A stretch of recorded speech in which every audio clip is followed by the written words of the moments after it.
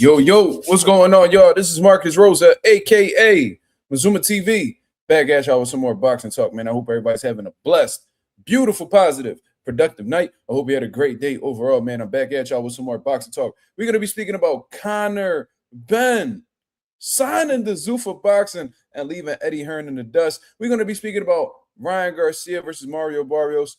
That fight in particular, along with the undercard. We're gonna be getting into final predictions, breakdowns. Then, of course, we're going to get into some open boxing topics, everything else that's been happening in between that. But before we get into that, if y'all could please hit the like button on the way in, that'd be very much appreciated. We on the road to 4K. We well into the 3,300 mark, looking to hit that 3,400 mark in due time. Shout out to the nation and the mob for making this possible. I'm going to go ahead and start from the very beginning by saying huge thank you to everybody that's been supporting the channel, man. The love has been very real. You know what I mean? Getting a lot of love. Instagram, TikTok, Twitter. You see what I'm saying? I love the mentions. I love when people, I'm seeing people like on Twitter mention me as like somebody that, a lot of people like to listen to for like, informational, boxing talk and things of that nature. So I'm highly appreciative of that. Please be on the lookout around 7:30 p.m. Eastern Standard Time. I will be going live on Mazuma TV at the studio. If y'all seen the studio, y'all know what I'm talking about, man. We're going to be doing live fight commentary, you know what I'm saying, post-fight reaction, all of that good stuff for the fight tomorrow night starting with Nair Albright versus Frank Martin. We're going to be getting into Gary Antoine versus Andy Hiroka, Richardson Hitchens versus Oscar Duarte, and then we're going to see the main event between Ryan Garcia and Mario Barrios. It's definitely on. It's lit. It's popping. Shout out to everybody in the comments so far. I'm seeing the notifications got sent out. You know what I mean? 16 people in the building already. Salute. My boy, Mr. Big Play Brace said, ain't no love in the heart of the city. Yes, sir. Eddie better read the room. We definitely going to talk about it. My boy Shay in the building. What up? He said, Eddie. Yo, man, not to laugh at Eddie Hearn, man. I'm not laughing at him. I'm not, because that's actually, when looking at it from one angle, you could find a way to be sympathetic for Eddie, but it is what it is. Agent 86, what up? What's going on? My high school brother, Chris Maldonado, in the building. What's going on, brother? How we feeling? I hope everybody's doing well. Hope you're having a great start to y'all weekend, man. I can't complain. If y'all can't tell, I just woke up about let me see. I woke up around like half hour ago. You know what I'm saying? Almost ain't make it to the live, but I had to get up. I had to tap in with y'all because this is a big fight weekend. You know what I'm saying? So I'm not going to leave y'all in the dust. We're going to have some great conversation before we head into the fight. Now, I ain't going to lie to y'all. I did not watch the weigh-ins. No, I did not. I was pretty busy throughout my day, with my first job. I was occupied and, doing those things. Had a busy morning. I don't even think the weigh-in definitely didn't take place this morning. You know what I mean? I was attending to my son, dropped him off early. Love you, boy. Love you, Micah. I'll be getting you Tuesday, buddy, so I'm looking forward already to coming to get you, man. Love my son to death, you feel what I'm saying? Dropped him off this morning. Went to work, was taking care of that. When them executive dudes be coming around, you gotta be on your best behavior. Don't bring your phone out and shit like that. Then I went to the gym, was taking care of that as well. Was there till about like a little before 8:00. Came here, ate, nap, woke up. Now I'm here talking to y'all. You see what I'm saying? My boy Yasser Ali in the building. What's going on? He said, my nigga Benavidez hanging with Ryan is not sitting right with me. Hey, man, you listen, they may have a decent friendship, man. Maybe they got to understand that. I don't know what the situation is. I see why a lot of people are disappointed because why would you associate yourself with somebody like Ryan Garcia? But, it is what it is. You can't tell somebody who and who not to be friends with. So, I could really care less who David Benavidez hangs around as long as he's giving us the big fights. He's performing to the best of his ability. You know what I'm saying? I can't really tell that man who he could kick it with and who he could play it cool with. That's a Mexican-American there with another Mexican-American. Maybe they got that bond. Maybe they cool outside of boxing. Maybe, I don't really know what it is. I can see why y'all disappointed, but at the same time, I'm not going to get too deep into that situation because, like, in reality, who gives a fuck? As long as Ryan Garcia isn't influencing David Benavidez's decisions inside the boxing ring, I could really care less. Now, if Benavidez start to act like Ryan Garcia, start to move like him, then that's when I'm gonna be disappointed, and then some adjustments gonna have to be made in terms of favorite fighters. But you know what I'm saying? It is what it is. You know what I'm saying? I seen people. My boy, I don't know if Slime was trolling in the building earlier. He was like, "Man, I lost some respect for Benavidez. Man, he chilling with Ryan." It's like, it really ain't that serious, bro. You can be cool with whoever you want to be cool with. Me personally, and knowing my ancestry and where I come from, I would never be cool with somebody like a Ryan Garcia. He showed who he is and how he feel about my people. So why would I ever take the time to, show him love or shoot any positivity his way when I know deep down he don't like me or my people? You feel me? But Benavidez probably don't look at it like that. You feel what I'm saying? And that particular situation with Ryan being a cold racist don't really apply to him. So it's like, why would he care? But me, I'm always be mindful of that, and I would never be a fan of Ryan Garcia. But I fuck with David Benavidez though. You know what I'm saying? So it is what it is. But anyways, man, we about to get into this topic. Oh my God. Oh my God. Some breaking news sent shockwaves throughout the boxing world today, man. I ain't gonna lie. If you weren't surprised by this, then I think you're a liar. I ain't gonna lie to you.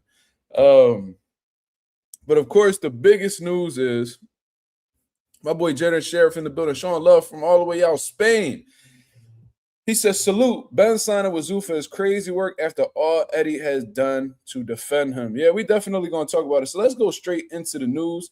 You see what I mean? Let me go ahead and pull up the article on Boxing Scene. Let me see. Is it on Boxing Scene? Yeah. Let's go ahead and pull it up on here. So, shout out to Boxing Scene for keeping us informed of what's going on in the boxing world, man, giving us the details.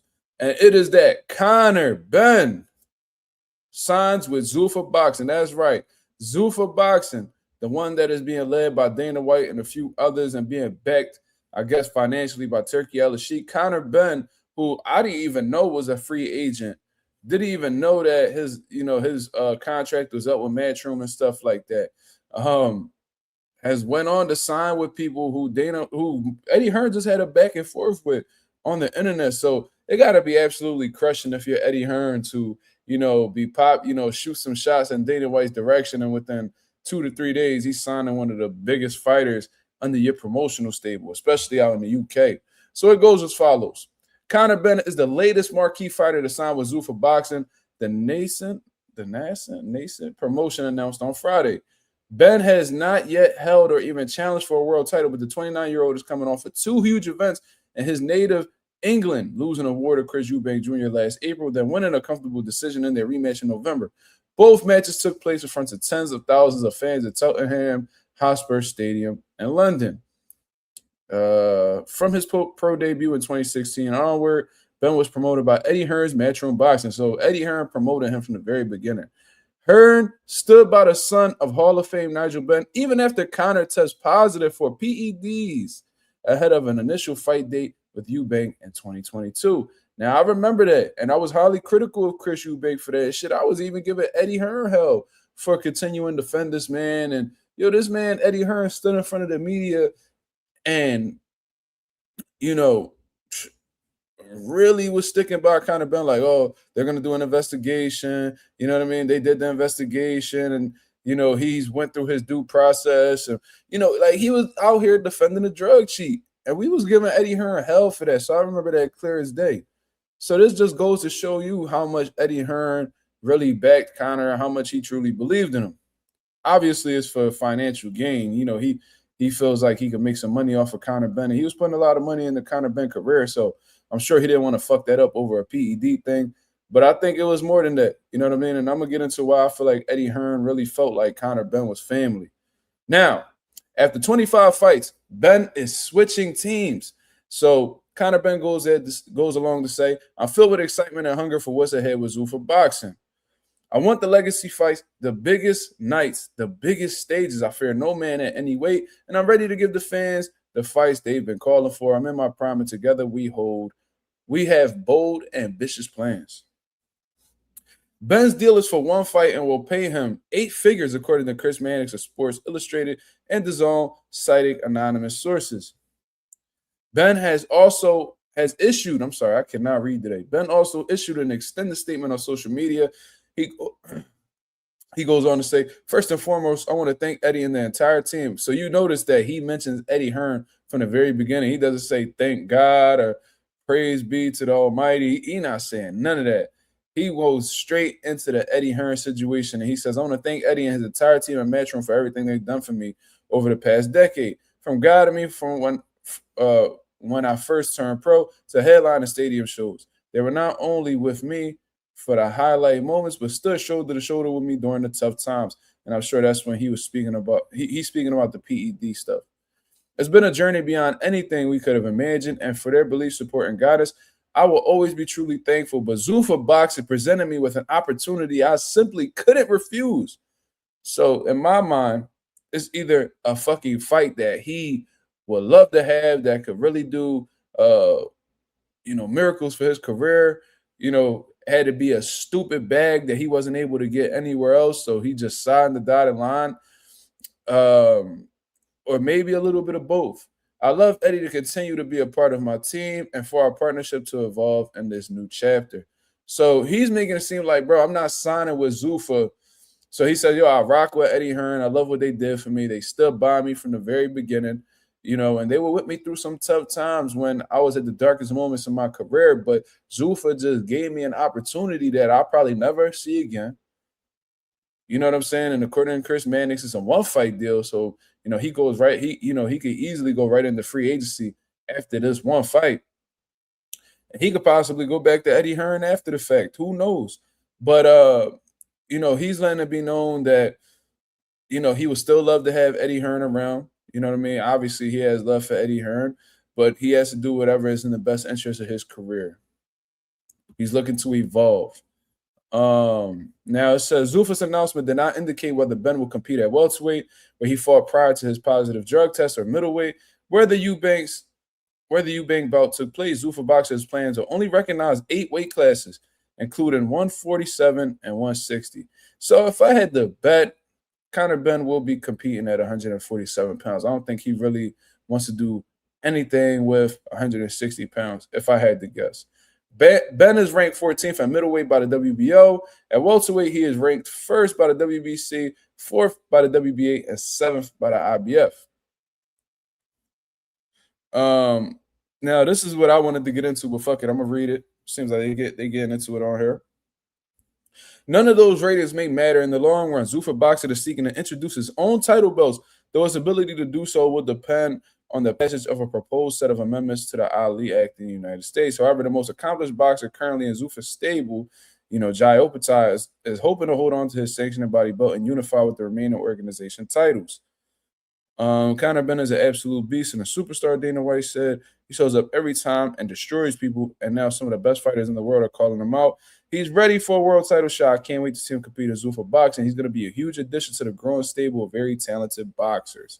So that's the news that's out here. You know what I mean? That definitely shocked people because, Baboon, this says it's a one-fight deal for 8 figures. According to Chris Mannix, he cited anonymous sources. So, of course, he's not going to tell people who gave him that information. But, it's good to know. But it was just a shock to me overall because I had no idea that Conor Benn was a free agent. And based off of, based off of the close relationship that Eddie Hearn and Conor Benn had, I just really didn't see, because I always see Conor Benn praising Eddie Hearn. You know what I mean? Mentioning him with a lot of his thank yous, and he thanked him right at the beginning of his speech with signing the Zuffa deal. So I just didn't see a situation where he would leave, Eddie Hearn. I thought they was going to continue to work together, run that shit up, especially out in England, keep doing big numbers and, sticking by each other's side. But we got to remember at the end of the day that boxing is a business. You know what I'm saying? And these motherfuckers going to truly expose who they are. Conor Benn, we should have known that Conor Benn wasn't trustworthy once he tested positive for PEDs. That's just, and I hate to continue going back to this, but that is something that is very telling about somebody's characteristics. When you are willing to go to, or if you are willing to go to the point where you are taking performance enhancement drugs, there's literally nothing else that you could do to really throw me off guard and make me feel like, oh man, how could he possibly do this? It's like, yeah, it was a shock because, and I only felt like it was a shock in all honesty because, um, I thought him and Eddie had something in writing. I thought their contract was still active, still ongoing. But when you really think about it, when Conor Benn, he's an insecure motherfucker, man. He's not to be trusted at all. And anybody who takes performance enhancement drugs isn't to be trusted at all. But I guess Eddie Hearn felt like his situation was different. He helped Conor Benn when, he was down on his luck. I've heard situations where Conor Benn wasn't doing too well in life, and Eddie Hearn was giving him bread to stay afloat and all types of shit. Like Eddie Hearn was really rocking with this dude like a true day one. You know what I mean? Since 2016, Eddie Hearn has been taking very good care of him, protecting him from the real threats that's out here in the boxing world. You know what I mean? Gave this dude millions upon millions of dollars. There's not anything that Eddie Hearn didn't do to satisfy Conor Benn from a promotional aspect. You know what I'm saying? So when we see, Conor Benn walking away from him and pretty much signing with people who are looking to destroy Eddie Hearn, that could look like scumbag behavior. And I've seen Chris Eubank Jr. speaking on this situation, and he's been the one that has been actively calling out these guys for being scumbags. Having lawsuits and all types of stuff. And he pretty much like, yo, I try to tell y'all like they shitty people. Now, it is kind of fucked up. You know what I'm saying? It is kind of fucked up that Conor Benn just walked away from the guy who, stood by him from the very beginning and just treated him very well, treated him like royalty, to be honest with you. But, it's Eddie Hearn's fault at the end of the day. And that was the first thing that came to my mind. I'm like, damn, he should have made sure that, he was able to, lock in Conor Benn for, an extension or whatever the case is, just like he did with Jaron Ennis. Should have did the same thing. He should have never have assumed that Conor Benn was just going to stick around even without a contract. If a contract is not in place and you got these dudes, these business dudes in their ear just giving them all types of information and stuff like that, one of the things these advisors and these managers are going to do is let it be known that you shouldn't just stick around for one option, especially if there's a better option on the table. You see what I mean? So Eddie Hearn got way too comfortable, assumed that they was family, and Conor Benn let it be known that, yo, this is a business at the end of the day, and I'm going to do whatever is in the best interest of my career, even if it means signing with people who don't fuck with you. You see what I mean? My boy 93 Octane in the building. He said turning down 8 figures, it was a prudent business decision. But from what I understand, with Eddie Hearn, Conor Benn made 8 figures back to back. So this 8 figures that Zuffa offered him had to be crazy 8 figures. Not no 10, 11, 15 million. This had to be like high 8 figures for him to walk away from Eddie Hearn to do so, because him and Chris Eubank made stupid money together in both fights. You see what I mean? So this had to be like, I mean, I'm not gonna put no numbers out there, because then how people could twist your words and be like, oh, Mazuma TV said Conor Benn made 50 million. No, I didn't say that, but it had to be somewhere along those lines. It had to be a stupid number. If he says that somebody who's made 8 figures in his career, if he said it is an amount of money that he could not refuse, then it had to be a stupid amount. And that's just what Turki Al-Sheikh does. Devin Haney said that he was ready to negotiate with Turki, but when Turki shot him this 8-figure number, he said he ain't had no choice but to take it because it surpassed his expectations. Maybe this was a similar situation with Conor Benn. So, you know what I mean? He's going to do whatever is in the best interest of his career. And in my mind, it had to be such a crazy figure that Conor Benn probably was like, there's no way Eddie's matching this number. So that's probably why he didn't go back to Eddie Hearn and was like, yo, can you match this deal? Because in his head, he probably like, yo, ain't no way Eddie Hearn going to give me a number like this. Like, this is the only place where I could get this type of money. And it's for one fight. So, it is what it is. Now, exactly who his opponent would be, I'm assuming it would have to be either a free agent or somebody who's already signed with Zuffa Boxing. You already know, especially when a lot of these promotional companies and fight leagues start up, they overpay fighters. Even if it's for a fight that's insignificant, they'll overpay these fighters just to, get a business relationship established with them, or get some clout around their name and things of that nature. Like I remember when the zone was coming around, they was overpaying fighters who, you know, really ain't deserve them crazy type of paydays. You know what I mean? But they overpaid these guys just so they could build, a rapport with, these fighters, and, get their reputation out there, and just to get acknowledged by boxing fans. They'll take them losses in order to, uh, become a relevant name in the sport. And I feel like that's where Zuffa Boxing is at right now. They trying to make some noise. They looking to take over the game. And I think this was a brilliant move on Dana White's part. I ain't gonna lie to you. We're gonna get into this Eddie Hearn interview. But I felt like this right here was a calculated move by Dana White and Turki Al-Sheikh specifically, and I'm gonna tell y'all why. From the very beginning, when Turki Al-Sheikh first introduced the TKO and Zuffa shit, they made it clear that they was looking to destroy these promoters.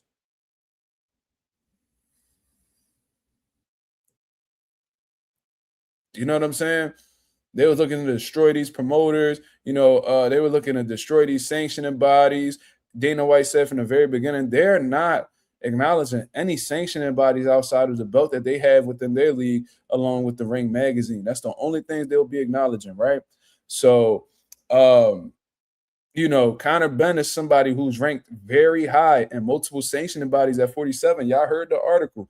They said something about being ranked number 3. I probably got the numbers mixed up, but like number 3 in the WBO, number 7 in the IBF, and number 1 in the WBC. And if you've been paying attention to Conor Benn's career, he was just being mentioned with, fighting the winner of Mario Barrios and Ryan Garcia, both guys that'll be fighting tomorrow. He was also,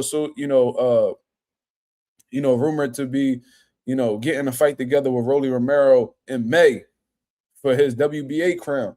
Now, with him being signed with Zuffa Boxing for this one fight deal, does that hold up these fights from happening? It's definitely a possibility. But I feel like this was, and I thought it was a multi-fight deal when I first read it, but it's only a one-fight deal, so maybe it will have very little impact on, Conor Benn fighting for a world title. But at the same time, I think this was just Zuffa sending a warning shot to these guys like, yo, you know what I mean? We just signed somebody who, you guys felt like y'all had within y'all grasp. The sanctioning bodies, they probably had it in their minds like, yeah, we're gonna give Conor Benn the opportunity to fight for the belt, TKO, and be like, oh, not anytime soon, because we got a contract locked in with him. You know what I'm saying? And same thing with Eddie Hearn. Eddie Hearn felt very comfortable. You know what I mean? Felt like Conor Benn was very loyal and didn't need a contract because he felt like he was comfortable enough to feel like Conor Benn wasn't going anywhere. You're wrong. Now TKO was like, yo, you want to talk shit about Zuffa Boxing? Well, guess what? We just signed one of the biggest fighters that was in your promotional company. We got him to turn his back on you. You see what I mean? So this was definitely a warning shot to these sanctioning bodies and these promoters that's going up against Zuffa Boxing. And yo, don't be surprised if, and I was bringing this up in the group chat. Listen, I don't know what the situation is between Ryan and Golden Boy. Golden Boy saying one thing, but Ryan Garcia said that after this fight with Mario Barrios, he's going to be a free agent.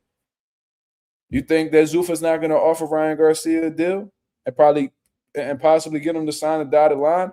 Virgil Ortiz, I don't know exactly what's going on with his case. I got to read up on that. But if he becomes a free agent, you think Zuffa's not going to send an offer his way?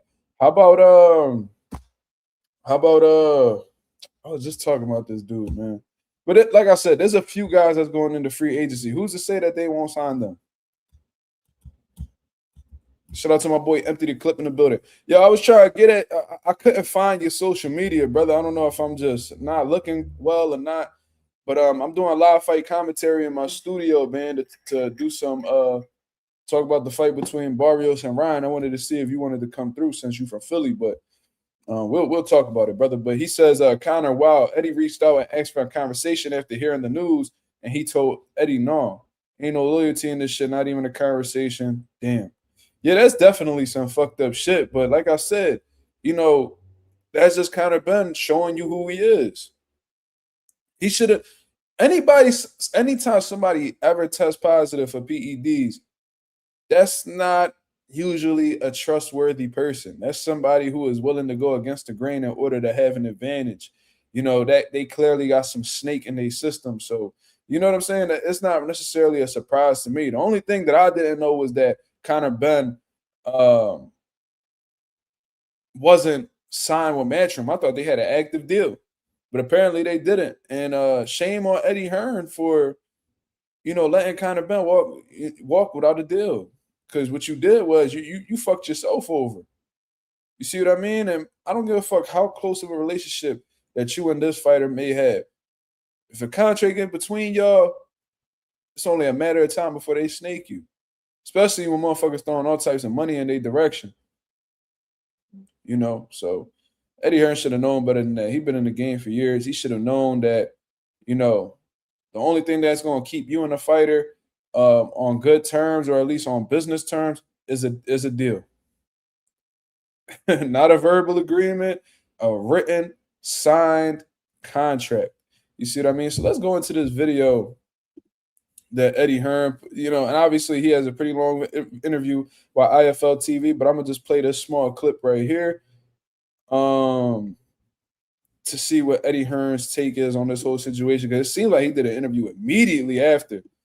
But let's go ahead and hear what Eddie Hearn has to say. Shout out to Everything Boxing for putting this clip up, and let's hear one of Eddie Hearn's first words to this whole ordeal. I blame myself because I forgot it was boxing, you know? And I was like, I just felt that the loyalty that we've shown would never ever put us in this position. And I just felt that I never really needed to push Conor Benn to sign a new contract previously. And I probably could have got him to sign a new contract previously. But like I said, I blame myself. I made a mistake because I misjudged the character. And again, I'm not going to hang him out to dry. And he will say, well, it was a big offer. But, you know, when I received the email from his lawyer, I texted him and said, I think we should have a call. I think for everything I've done for you, I think I deserve a call. And he said no. And I was like, man. Oh, wait. Damn, that motherfucker kind of been a cold motherfucker, boy. That's a cold motherfucker right there. Holy shit. That man just straight up said no to Eddie Hearn after everything he done did for him. Ooh-wee.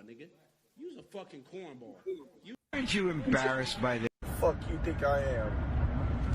Boy, you better slap your fucking self. That's some cold shit. Oh my God. I can't imagine how the way that dude feeling, man. I can't imagine how the way that dude Eddie Hearn feeling, bro. That's some cold. There's no other way to put that. That's really some cold shit. Like, listen, this dude Eddie Hearn done been with you since the beginning of your career in 2016. This man molded you into the fighter that you are today. He held you down through the darkest times that I'm sure TKO would have never held you down for. You know what I mean? A lot of motherfuckers probably would have released you, kicked you to the curb, let you deal with this shit on your own. This man picks you up. You know what I'm saying? While you were suspended out in the UK, he kept you busy, had you fighting in the US until, you know, that investigation was completed. Then after that, he gets you right in some of the biggest fights of your career, makes you a multimillionaire, makes you a fucking star in your native land, or whatever you want to call it, just for you to sign with the motherfuckers that he's actively competing against. And then you had the audacity to tell this motherfucker that you ain't gonna give him a phone call. Eddie Hearn's absolutely right. Not only is he taking accountability for his misjudgment, but he's like, damn, for everything I done did for you, bro, the least we could do is just have a conversation on the phone. Now, what would have been said on that phone call, who fucking knows? But goddamn, like, at least be like, yo, man, like, you know, it's nothing personal, man. I love everything. I love you. I love everything that you done did for me, man. You know, and hopefully this doesn't destroy the relationship that we have between each other. And, you know, it's a one fight deal. Maybe we could revisit,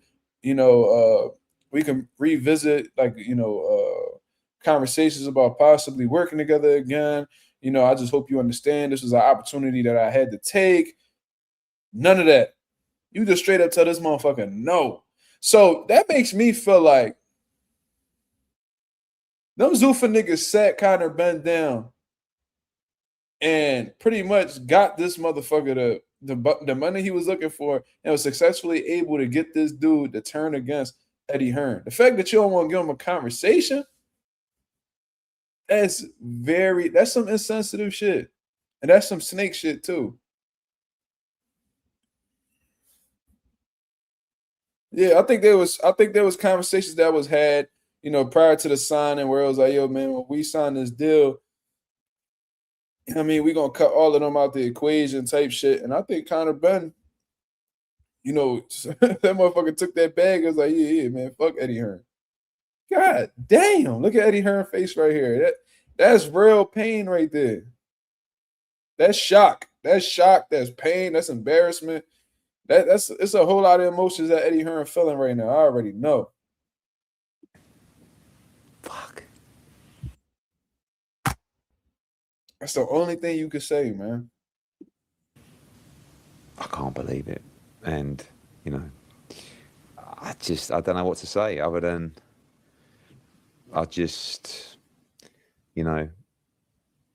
felt that everything that we gave him, the loyalty that we gave him, the support we gave him would be enough to talk it through or just, get close to a number but it wasn't really the interest. So very, very surprising, very, very painful.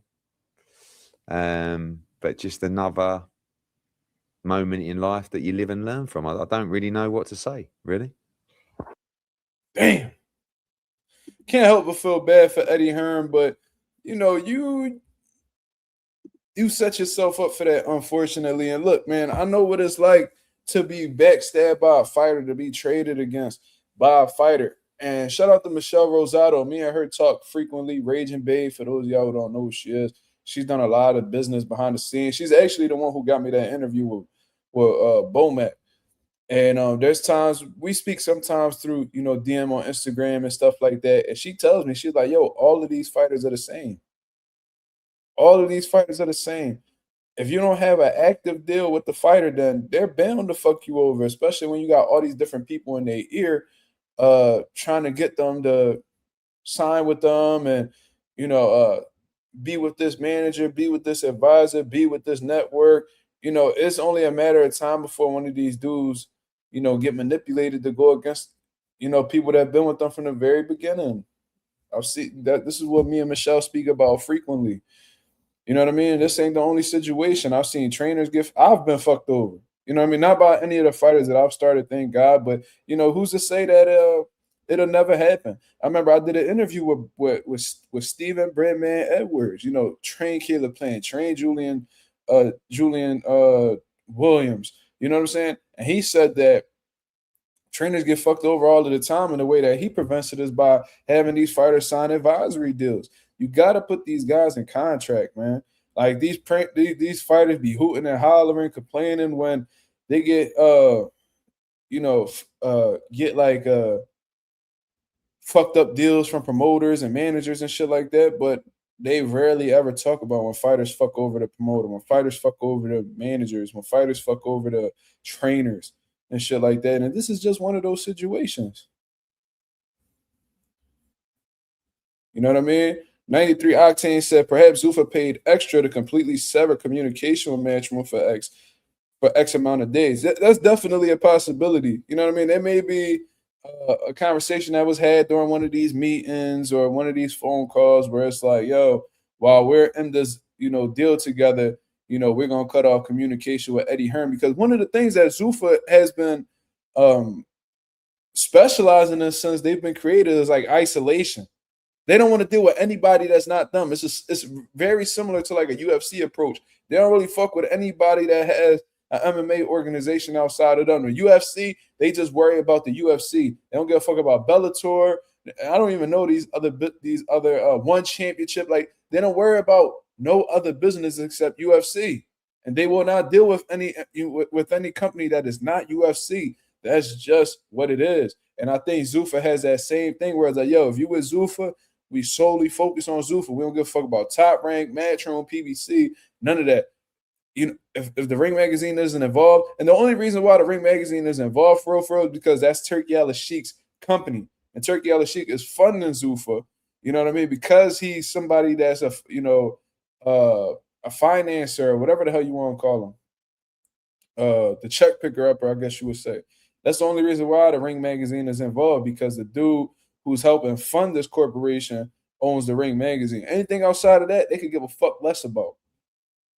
So maybe there was some conversations had where it's like, you know what?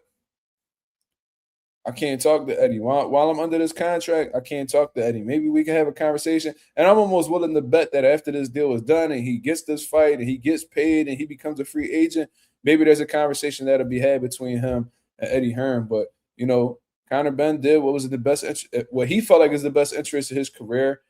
But damn, the fact that you didn't even take it upon yourself to have a conversation with him prior to the fact that you you signed a dotted line with people who are blatantly trying to destroy the promoter that made you who you are today, I can't help but look at you like you a snake, brother. But it is what it is. It's almost like you got to be a snake nowadays to be a savvy businessman. Promoters, managers, advisors, trainers, they all get fucked over at the end of the day. If you're somebody who's in the boxing world on a professional level and you never been fucked over before, you either a fucking enigma in this boxing shit or you really ain't been in the business that long. Everybody gets fucked over. It is what it is. Shout out to Smoochie in the building. Let me see. Young T USA said Matchroom just posted a banner where they extended their contract with the Zone the other day with Conor Benn on there. Yeah, because Eddie Hearn got comfortable.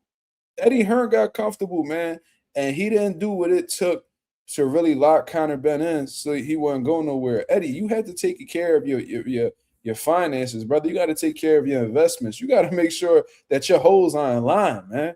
If your hoes ain't in line and you and that hoe don't got to understand, and they gonna go ahead to the next pimp, man. They gonna get convinced by another pimp to come over to their block, and now they sell their ass for that motherfucker. So I know it's a crazy analogy, but y'all get what I'm saying, though. Yeah, I mean, you got to keep your ducks in line, man. If you don't, one of them going to walk over somewhere else and be in a totally different area, a totally different space, man.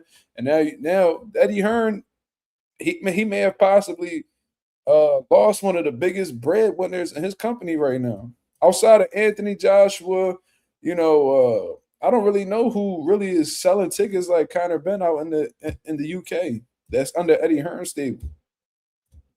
I mean, you got some ones that could probably make a couple dollars. Of course, you got the Dalton Smith who has potential. You know what I'm saying? You got the Josh Kelly. He has some potential if you play your cards right and shit like that. But let me see. Young T said Eddie regrets not feeding him the boots now, I bet. Yeah, because he's like, damn, if you just going to walk out the motherfucking door and not continue doing business with me, I should have just cashed you out before you left. Yeah, Anonymous, and he is going to try to push Ben Whitaker. That's a fact. So he has some promising talent, but Anthony Joshua isn't really active right now. You know what I'm saying? Damn, that's a bad job. That's a bad job, man. Conor Benn was really selling them tickets and getting a UK pop, and that was supposed to be like his new breadwinner. He was building him up since 2016, so 10 years of constant hard work and consistency and being there for him through the ups and the downs just for him to sign with an op. God damn. I know that shit burned, guys. I know that shit burned. You should have went ahead and made that fight happen between Conor Benn and Jerron. Then had Jerron whoop on Conor Benn, and you would have had that star. Ain't that some shit? The motherfucker from the U.S.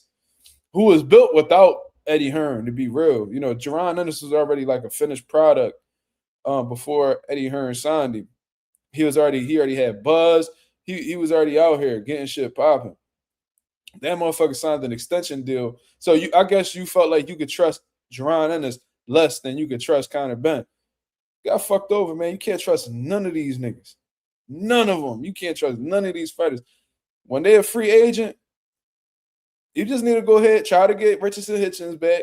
You know what I mean? Lock him in because, you know, he got some big shit coming up. You know what I mean?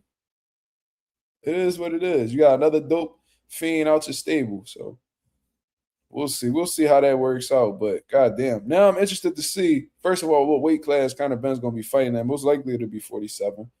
And who is this guy in this one fight deal that he'll be fighting for 8 figures? It got to be a significant fight. It has to be a significant fight. If they giving him 8 figures, who else is on Zuffa? I mean, you got, I can't really recall any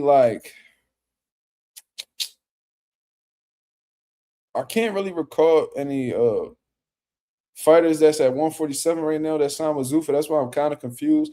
So it's either going to be, most likely what they're going to do is they're going to have Conor Benn on like a Ring magazine card. But Zuffa will be involved. That's what I'm thinking. It'll be like a Ring, you know how they got like Ring 5, Ring 6. And I think Conor Benn's going to be a part of one of them. I just don't see it being just a pure Zuffa boxing event where he's fighting somebody strictly on Zuffa. I think that it's going to be like a Ring card that's, you know, going to be co-promoted by Zuffa, or at least promoted by Zuffa, and he'll be fighting somebody that's well-known that may not specifically be involved with Zuffa, but they may be a Ring magazine ambassador. So who knows? You know what I'm saying? It might be Conor Benn versus motherfucking Teofimo. Who knows? Like, because Teofimo Lopez just said he moving up to 47. He just announced that, and he keeping his dad as his head trainer. That might be the fight. Conor Benn versus Callum Walsh. Callum Walsh is at 160 from what I understand, so I doubt it. I don't think that fight gets made. Because Conor Benn been telling you since day one, I'm going back down to 147. I'm going back down to 147. So I don't think he's going to stay at 60 to fight Callum Walsh. I think that'll be ridiculous. That'll just be another fight where he's not at 147 yet ranked, and 3 sanctioning bodies at 47. Makes no sense. Bad Boom said, I don't think it'll be a big name, to be honest. Well, if he's going to make 8 figures to fight an insignificant name, then that was a brilliant business move. So you telling me that I'm fighting somebody who's not top tier for 8 figures and it's only a 1-fight deal? I could be a free agent after the fact? Fuck it.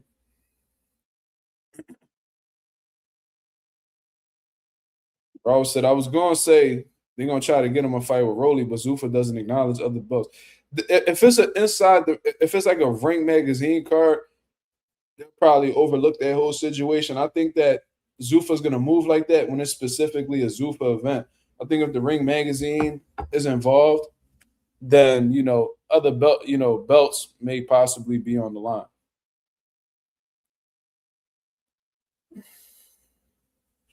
But can't help but feel bad for Eddie Hearn, but at the same time, you did it to yourself, brother.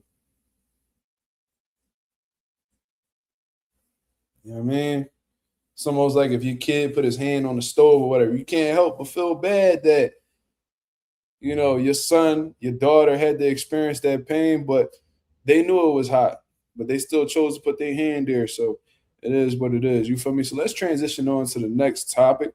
We're going to be speaking about I'm gonna give my live reaction to the weigh-ins that had taken place between Ryan Garcia and Mario Barrios. Ryan Garcia made the morning weigh-ins. He did come in a little bit late.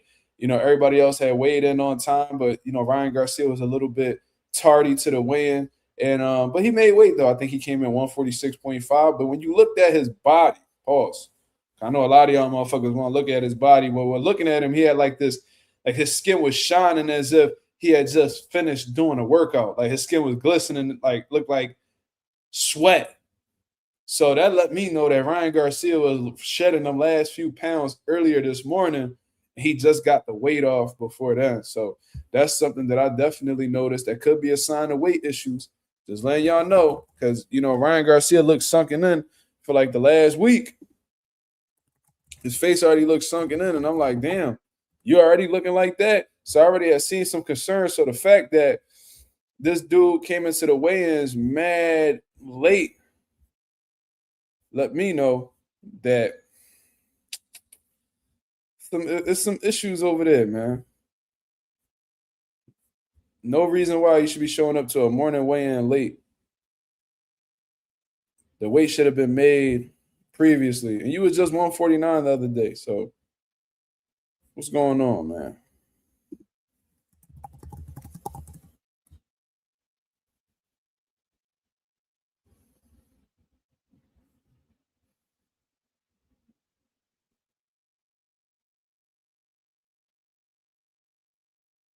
And I want y'all to pay attention to this shit right here. Let's pay attention to this shit right here, man. Because when he fought Rolly Romero, he was doing 365 VADA testing, right? I heard for this fight, he's not enrolled at 365 VADA testing. And would you look at the difference between this shit right here? Let's look at this photo. That was for Rolly Romero. See, they ain't got no abs. You know what I mean? Very little definition. But he still made the weight, right? Now let's look at this.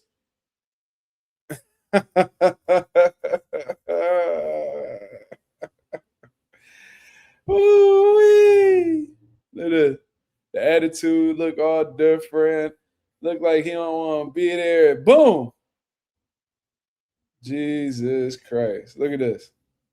Look at the way he looked here. Barely had abs, a lot of water in his system. You know what I mean? Boom. Whew. Man. I ain't going to say too much, man. I ain't going to say too much. But something to definitely look at. Something to definitely look at. But yeah. But let me go ahead and find. I want to show y'all this picture. Well, this video. I want to show y'all this video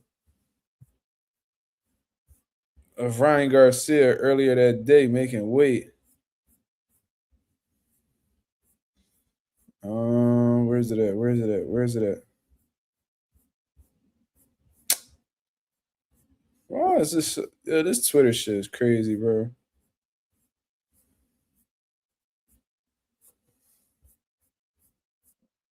It's always an issue finding these videos, man. Let me see. Where's Ring Magazine at? Let's see if I can pull it up on Ring Magazine. All right. We're gonna talk about this Floyd Mayweather shit too.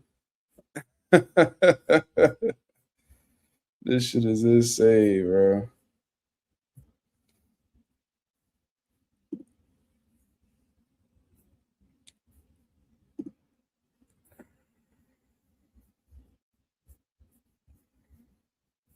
I had just seen the fucking video of him weighing in the morning. What's up with Nair Albright coming in at 142? Well, from what I understood, they was fighting at a catch weight of 142. Why? I don't know. Maybe, yeah, I don't know. But they both made weight because the contract was for 142 pounds. Maybe, I don't know. I have no idea. Maybe somebody had a weight issue. I don't know. Lorenzo said, Ryan looking 60 times the legal amount of Austrian in your system again. Yep. But the shape looks totally different, pause, in terms of, him looking out of shape against Rolly to, him looking all shredded for Mario Barrios. Could it have been a focus thing? Yeah, but I don't know, man. He did say he only had 5 weeks to train for Rolly Romero. I don't know. You can't really believe anything Ryan Garcia say, bro. That's all. That's all I'm saying.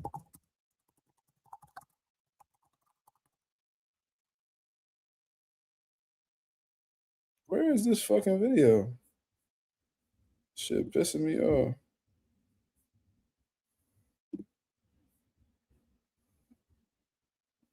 Crazy. Let's see if I can pull it up on Instagram. I really want y'all to see this. I want y'all to know my thought process. Where is it at?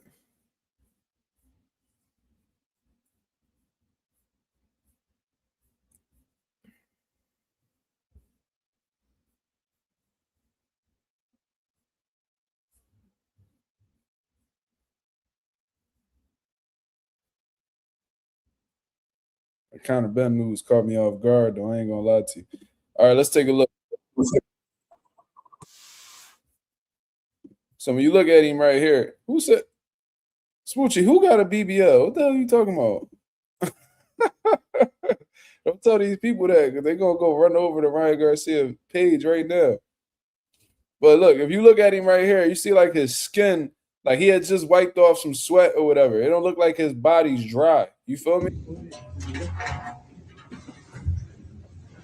If you look at his chest area, it looked like he just finished up a workout. So like his skin is still like, you know, sweating from like his previous workout.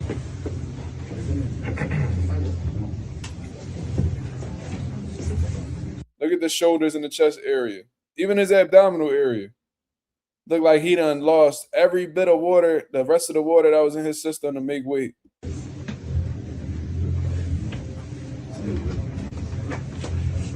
How you doing, Ryan? Good. How you doing? Good. Step up on me. You good? You're a little under.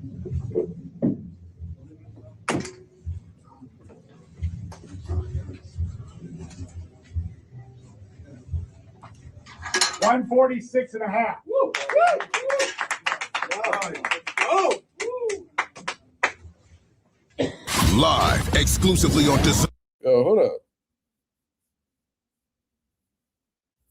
Hold up, bro.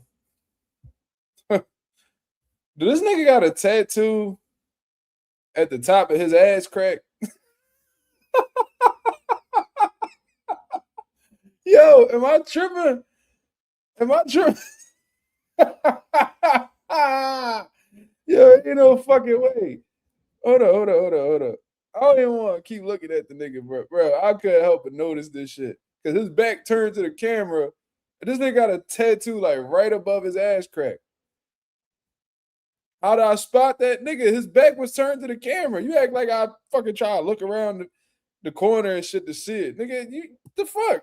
Nigga just got drawers on. What the fuck is it weighing? Look at the nigga. He turned his back. Look. 146.5. Woo! That you see right there. What the fuck is that? What the fuck is that? Nigga said, how you spot that? Nigga, look. Niggas be swearing they ain't got eyes. Shit is hilarious. Don't try to make me sound sus because I seen some shit that's visible to the camera. I ain't asked to look at that nigga back. That's what the video showed me. And look, my girl always said that he been gay. So I think that shit is hilarious.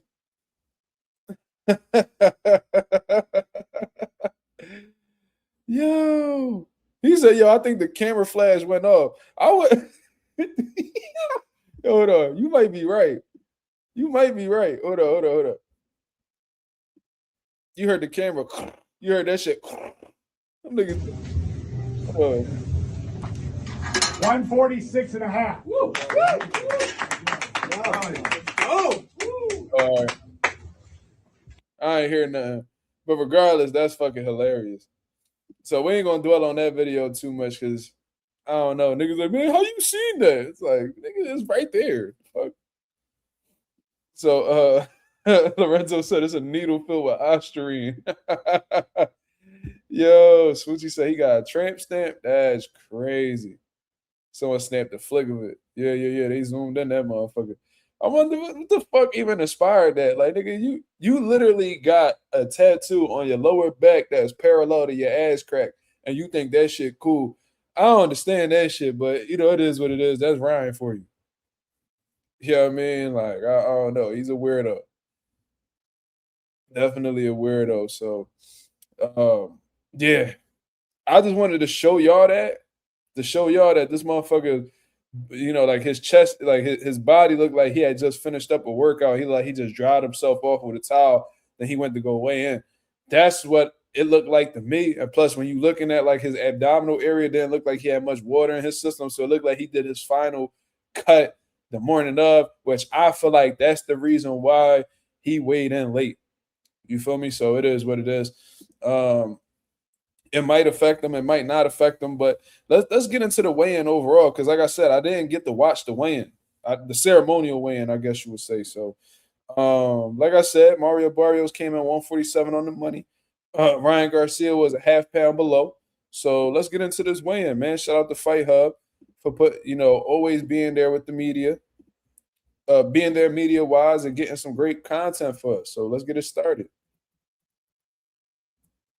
Shout out to Michael Buffett, a legend. Class and World Championship Boxing in store for everyone tomorrow night. But now, welcome to the main event weigh-in for the ring. High stakes.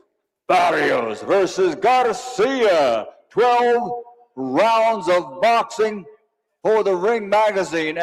21st Ella and Ring.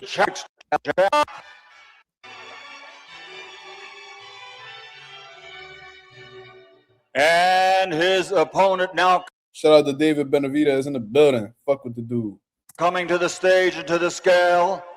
Born, raised, and fighting out of San Antonio, Texas, USA. His professional record, 29 victories, 18 wins by knockout, only 2 defeats with 2 draws. He is a 2-time 2-division world champion, the former lightweight world champion, the reigning, defending Ring Magazine and WBC welterweight champion of the world. Bro, Mario Barrios is not the Ring Magazine champion. Who the fuck said that? Who's the Ring Magazine champion at 47? Did he misread that?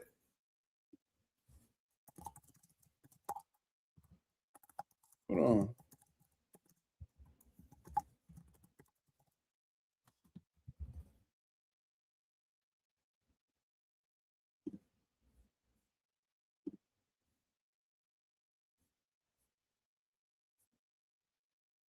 What the fuck? Yeah, it's vacant. So why he named Mario Barrios the Ring Magazine champion?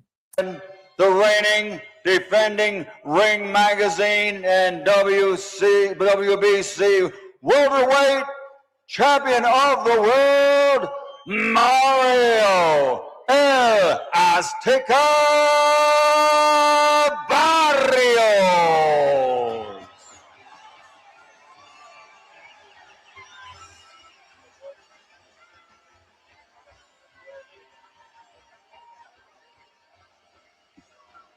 It's good to see Mario Barrios' sister too. She used to be a professional boxer, but I guess she retired. She had a hell of a knockout on one of the fights that she had in her career. So shout out to her. I see her in the building.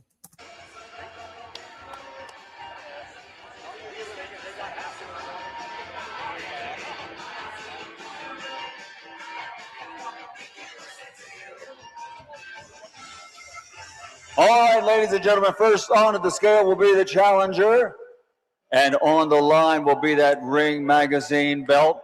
On the scale first, the challenger, Victorville, California's own King Ryan Garcia. You look to be in good shape, though. You know what I mean? Hopefully you ain't on that shit, brother, but you look like you in phenomenal shape. I ain't gonna lie. You know what I mean? If I said anything otherwise, that would be cap. So you look like he in good shape. You said the video is laggy. Is it really? Let me see. My fault, y'all. If that's the case, I'm sorry. Yeah, it's definitely laggy. My apologies, y'all. Yeah, it's definitely laggy.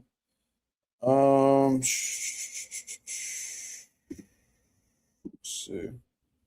I don't know if that'll change anything. But regardless, y'all see the pause right here.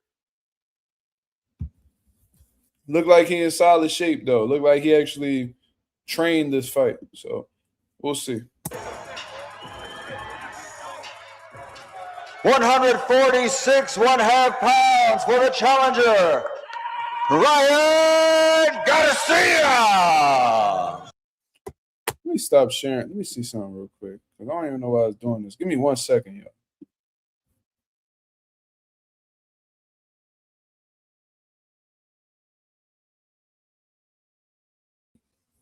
All right, we back. Let me try to share the video once again.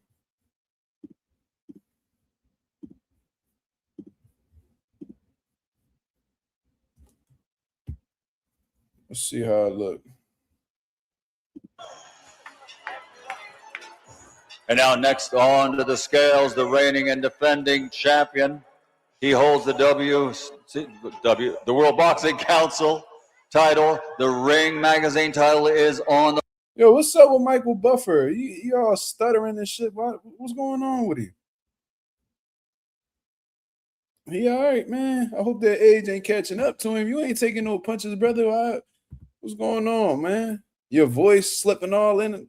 Your voice like all hoarse and shit now. Like, I don't know what's going on with Michael, man. Maybe the age catching up to him. Man, he definitely don't seem as sharp as he used to. How old is Michael Buffer? He gotta be in his 70s.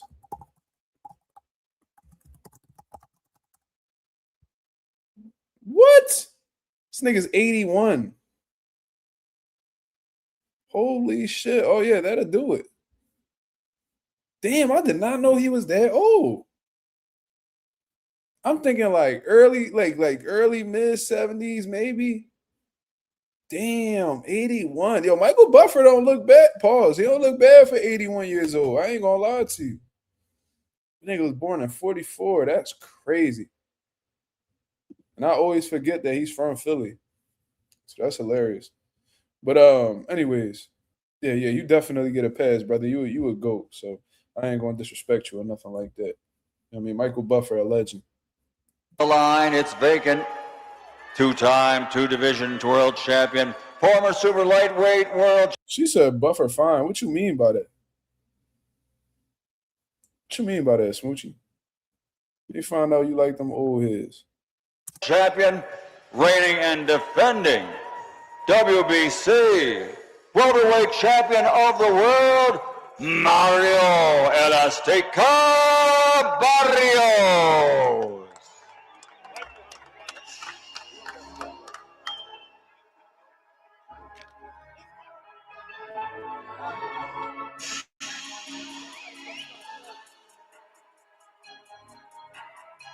147 pounds even for the champion.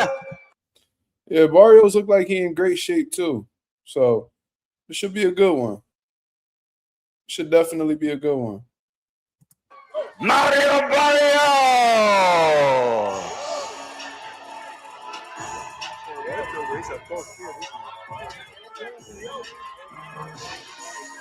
The final face-off at this time. Tomorrow evening, it all goes down. 12 rounds of boxing for the WBC welterweight world champion. Yeah, that like a crazy ass size difference. Y'all don't think? Is this nigga Barrios wearing them? Because I remember the one time Barrios looked way taller than Ryan, and Ryan was like, oh, he got like them platform shoes on. So, like, niggas was giving Ryan a pass for that. But I don't know if that nigga's still wearing the same shoes or what, but Barrios still looked way bigger than him, not only from a height standpoint, but he also looked like, you know, Latinos winning right now, can't lie. Who are you talking about, Smoochie? Who is it that you're referring to, Ryan? Who are you talking to, Barrios? Who you referring to? But yeah, like the frame even looks different. Like Ryan looked a lot smaller than what he used to. Like, remember how big he looked for Dev? Here go these dickheads. Damn, Barrios, your type. I ain't never hear a bitch talk crush over Mario Barrios. Not saying that you a bitch, but you get what I'm saying. No disrespect. But I ain't never heard nobody talk about they thought Mario Barrios was fine. You know, yo, you don't even hear women say it that much about Ryan. It really just be men. Yo, John Wick said, I hate to say it, but I got a feeling Barrios going night-night. If Barrios lack, he definitely getting slept. Or he getting put out for sure. Yeah, Smoochie tripping. She said all of them. Yo, Smoochie ready to go. She ain't playing. But anyways, yeah, I didn't know Barrios was that much bigger, and Ryan looks significantly smaller. Like, I never seen a nigga go up in weight and look smaller. And I always thought Ryan was tall. So how somebody lying, bro. Either Barrios taller than niggas say, or Ryan's smaller than niggas say. Like, there's no way that they look that much different. They literally look like a weight class. It looked like a weight class difference between the two. Yo, Ralph tripping. Ralph tripping. That's hilarious. Championship and the vacant ring magazine. Welterweight championship. King Ryan Garcia. El Azteca, Mario Barrios.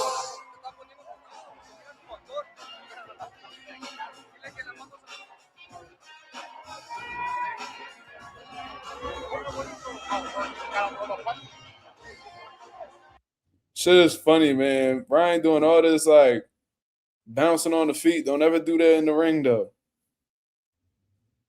Doing all this bouncing on your toes. Don't ever do that in the ring, though. You non-footwork having motherfucker.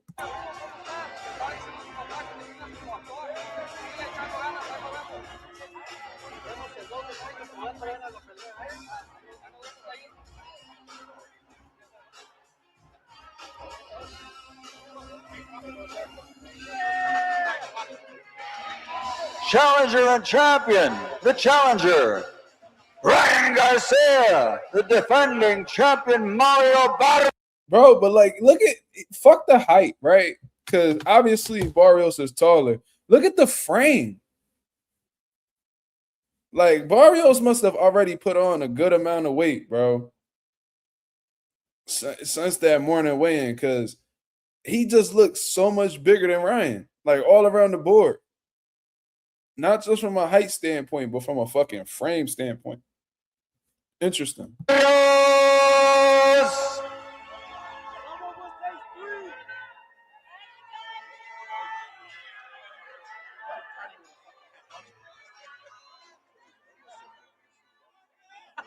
That's old school. That's old school.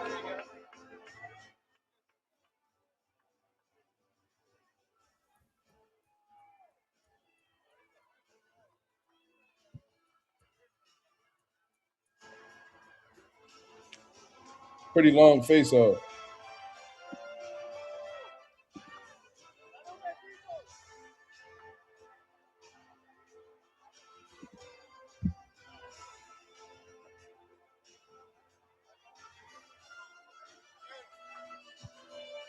That's a whole lot of nervous energy from Ryan, though. I ain't gonna lie, bro.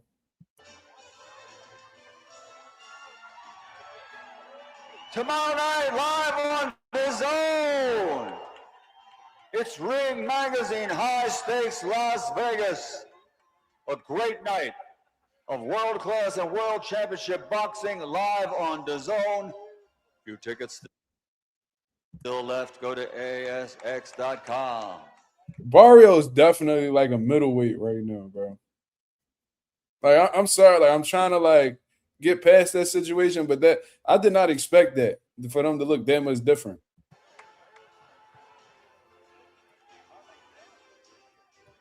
Look at this dick eater. Look at this dick eater. Look.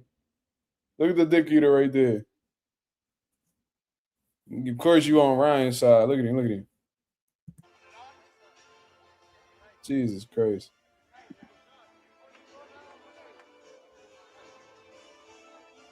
All right, I'm here with King Ryan Garcia. You look amazing. How does it feel at this weight class, facing a guy that's bigger for you? You know, it feels good. The weight cut was great. Preparation was amazing. You know, I'm just ready to give the fans a great fight come Saturday night. It's going to be a great one. And, you know, I'm excited. You've been very cordial this week. Now, y'all peep what Ryan's saying, right? Y'all peep what he's saying. If this shit go left tomorrow, don't be making these excuses, man. I had a terrible kid, man. Like, my dad was trading me and he ain't know what he was doing. I don't want to hear none of that shit. Very calm. Now the fight's here. You can let loose. What are you going to do to this guy tomorrow night? Tell your fans what's going to happen. You know, you're going to see a ferocious Ryan Garcia in the ring. We're not here to play games. From that start of that bell, we'll be ready to fight. I just wanted to give you guys a big thank you for everybody that came out. I really appreciate every single one of you guys. Always, guys, it would not be me if I didn't thank my Lord and Savior, Jesus Christ. So I wanted to let everybody know, keep following Jesus, keep eyes focused on him. But yeah, man, we're going to be ferocious when it comes in that ring, and we're getting right to it. Now, you better maintain that ferocity when Barrios hit you upside your shit. Because you know once Ryan Garcia get hit, especially when his left hook get countered or when he realizes his left hook ain't landing and he get hit, he find a way to sit his ass down somewhere or he look for a way out of the fight or at least go on survival mode. You see what I'm saying? So, yeah, we're going to see exactly how ferocious you is, nigga. Wrote a poem saying you're going to stop him by the 9th round. Is that the magic number for you? I don't know. You know, I was just out there rhyming. But I'm just ready for a great fight. Whatever he brings, however it brings it, I prepared for 12 rounds or a quick night. Whatever it is, we'll be ready. Let's bring your father in. You've had your son in this whole training camp. Ryan do sound pretty clear-minded in comparison to before, so that may be a good sign. We'll see. I don't really give a fuck about what Ryan Daddy guys say. So let's hear what Barrios has to say. Between you and Ryan, what was your final message to him up there on that stage? I don't think I had to say anything. You know, I'm ready. The fight is tomorrow. Finally, you know, I'm just, you know, I've been training for months for this. That's all I can really say. Just ready. We're ready to go into tomorrow. Ready to put on a show. Ready to defend my title. You've been confident all week long. You said you're going to test him. You said you're going to make him ask questions. You said you're going to push him. And it sounds like you think you're going to stop him. Why are you so confident that you're going to be able to take this fight to Ryan Garcia? I got confidence in my preparation. You know, I know everything me, Joe, my whole team worked on, you know, for this camp. I think we have a phenomenal game plan. And, yeah, you know, just looking forward to going out there and just executing. You know that Ryan's got that left hook, but do you think there's anything else that you have to be worried about? No, yeah, definitely. You know, both of his hands are dangerous, but, you know, he definitely has an equalizer, you know, with that hook. But, you know, like I said, everything we worked on, you know, I also have a hook. You know, I got two hands, and I think that there's a lot that he has to watch out for. You made this. Now, I do think that is very true. I think a lot of people, just like they did in the lead up to the Rolly and Ryan fight, they just want to talk about Ryan left hook, Ryan left hook, Ryan left hook. And it's like, all right, bro, like I get it. And I understand where I understand y'all viewpoint, but at the same time, y'all acting like Ryan Garcia done slept everybody he done hit a left hook with. You know what I'm saying? Like, yeah, we seen him hurt Devin Haney, but that was somebody who was on performance enhancement drugs and you know, overweight in a fight, so he had a significant weight advantage along with an advantage overall being on Ostarine, right? Regardless of what reason you felt like he took it. He took it at the end of the day. It was in his system. So who knows how much that should enhance his ability to get that shot off.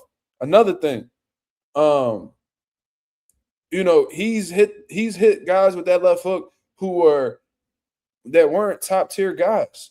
You see what I'm saying? And, you know, I don't really rate Mario Barrios as like this elite level fighter. I feel like he's had too many shortcomings in his, you know, most recent fights to really rate him as like this, you know, A-level, you know, God tier level boxer. You know what I mean? He does have some defensive flaws. He has looked vulnerable in fights. And, you know, his last two fights specifically where he got draws in both fights, he looked like absolute horseshit. But at the end of the day, Mario Barrios is sharp offensively, man. I don't know if y'all remember back then when Keith Thurman fought him. Keith Thurman said a while back, and y'all can go look this up, that Mario Barrios has the best jab he's ever been in the ring with. And Keith Thurman has fought some quality opponents. You know, before getting stopped by Gervonta Davis, you can make a case that he was up on the cards. So Barrios ain't really necessarily somebody to play with. And who knows why he had those bad performances back to back. Maybe Joe Goosen, and I guess being away from Texas or where, you know, whatever the situation is, maybe that helped him lock in and had a phenomenal training camp that he said that he had. So I feel like people need to give Mario Barrios more credit, and he's just as a threat. He's more of a threat offensively than Ryan Garcia in terms of variety. You know what I mean? I feel like Mario Barrios has a better jab. I feel like he's a better combination puncher. And yeah, Ryan Garcia may be very fast with that left hand, but I think overall, Mario Barrios has fast hands. He's fast with combination. He's very sharp, and he places punches really well. So he could definitely have an effect on Ryan, just like Ryan may have an effect on him. So I do think it isn't really fair to just look at what Ryan does, but we're not taking into consideration what Barrios does. Strange to Joe Goosen, not because you were getting ready for Ryan Garcia, but because you said you wanted to be more offensive oriented in your future fights. You haven't had a knockout since 2023. Do you think this more offensive oriented version of you can get that stoppage?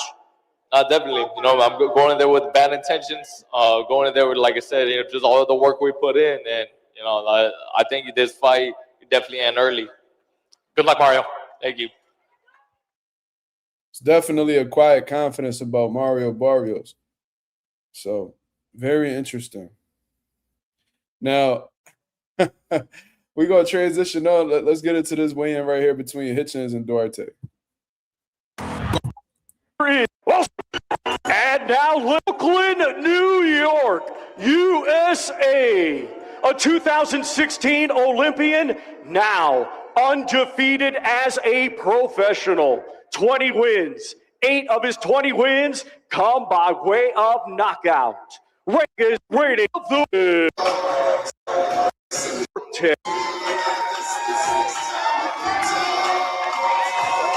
140. What the fuck? Did this nigga got a muscle on top? Does he have a bicep on top of his bicep, nigga? What the fuck is that? Man, that's ugly, but Duarte cut the fuck up, y'all. That motherfucker is cut the fuck up. This nigga literally got a bicep on top of his bicep. That is crazy. That's a different type of muscle. Like, that's a different type of muscle. Yeah, this nigga, like, he must be a power lifter on the side or some shit. God damn. But Duarte definitely in shape, dog. That boy shredded, ready to go. Even for the challenger, Oscar La Migraña Duarte.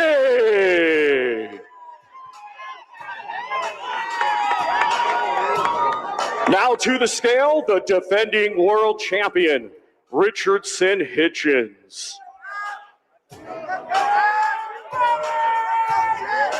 I see you recording with the meta glasses, Hitchens. You ain't slick, nigga. Look like you in good shape too, though, brother. The same and even 140 for the defending world champion, Richardson Hitchens. And now both fighters to face off for the final.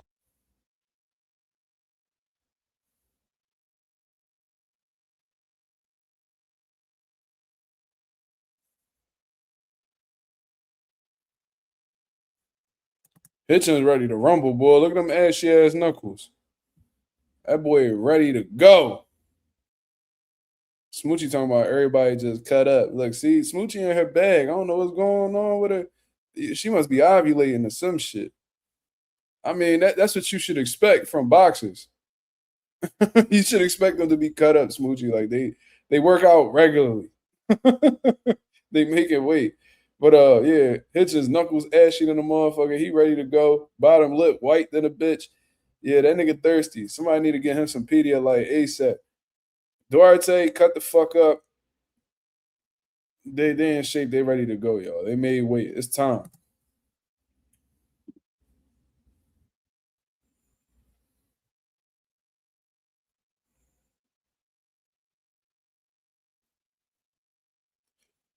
Where is this notion that there's no rehydration clause with the IBF? Who's saying that? John Wick, where'd you get this information? I didn't hear that there wasn't. Is there something that I'm missing?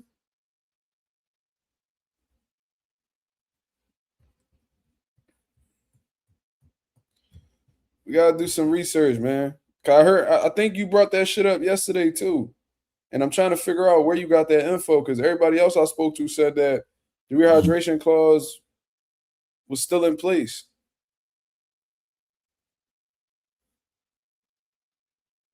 Yeah, I don't know. I ain't even gonna read that comment. Agent 86 wilding though.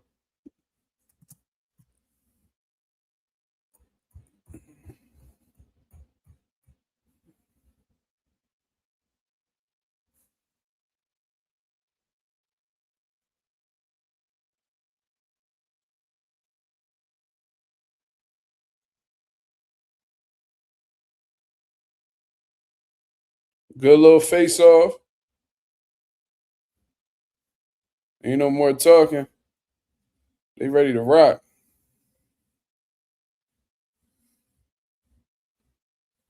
Yeah, agent tripping.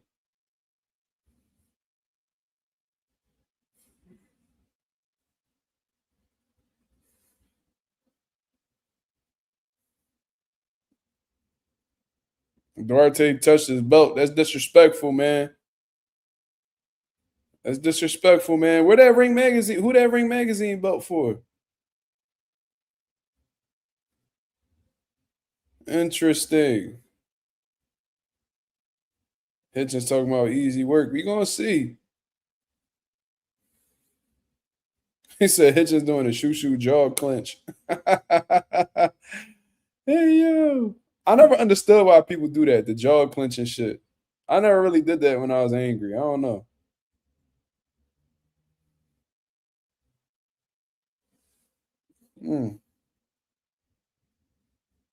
Interesting.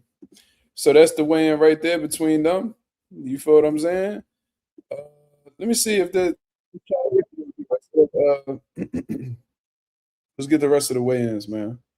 I'm gonna give y'all it piece by piece. Which one am I missing? So now we got Gary Antoine Russell and Andy Hiroka, the Black Asian, out here tripping. Let's get it.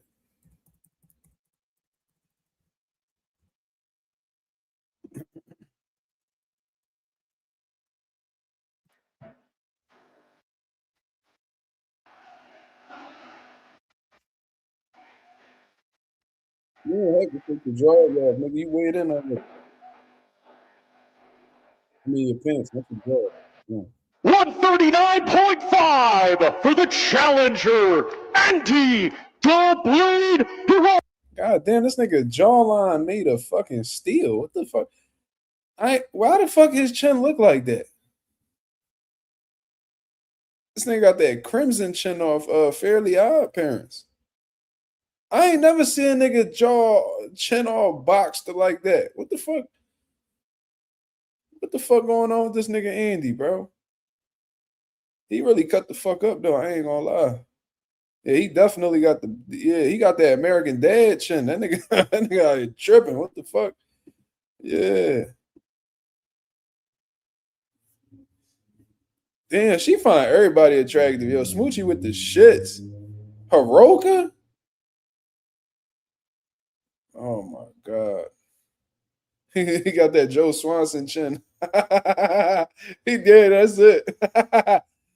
Yo, that's hilarious. I ain't gonna lie, I know Dominicans that look like Andy Hiroka, like in real life. That shit is hilarious.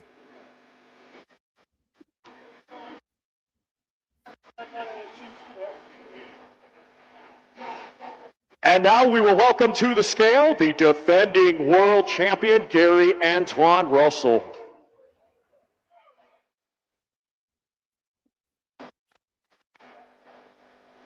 Come on, Gary, hurry the fuck up, nigga.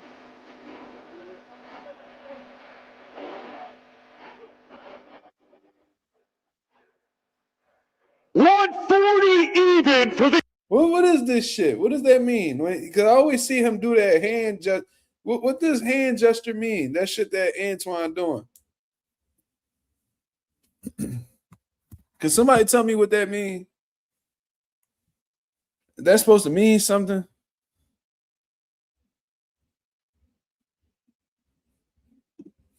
Defending world champion, Gary Antoine Russell.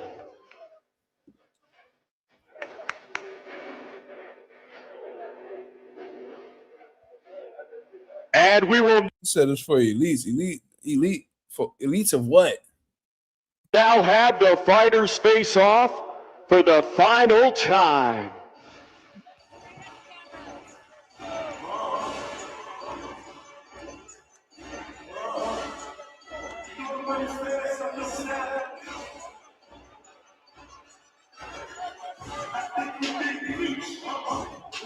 Nigga said Illuminati. All right. What is that? Can somebody tell me what that is?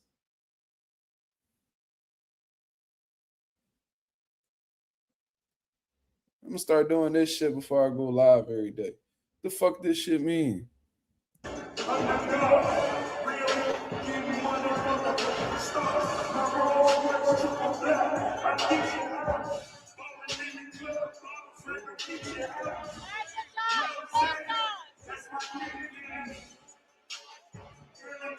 Once again, ladies and gentlemen, these two competing tomorrow in a scheduled 12-round contest. He started bouncing. I was like, oh shit, I forgot. Let me go back to this shit. Oh shit, my fault. I gotta keep it cool. What the fuck? That means what's up, Vado? No. That's definitely not what that means. But how tall is Hiroka? That nigga look tall as shit too. What the fuck? What's going on with all these tall niggas? How tall is Andy Hiroka? He 5'11". So if he 5'11", then Gary Russell ain't no motherfucking 5'10". You see how these niggas be lying?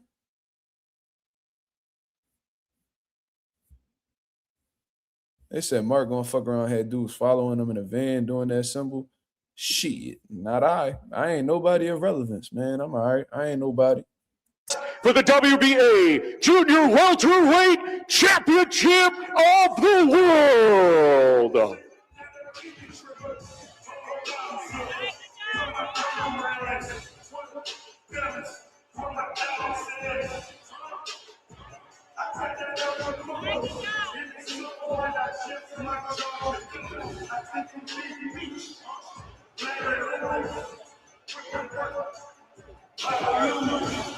Nigga, Hiroka ain't understand nothing you said.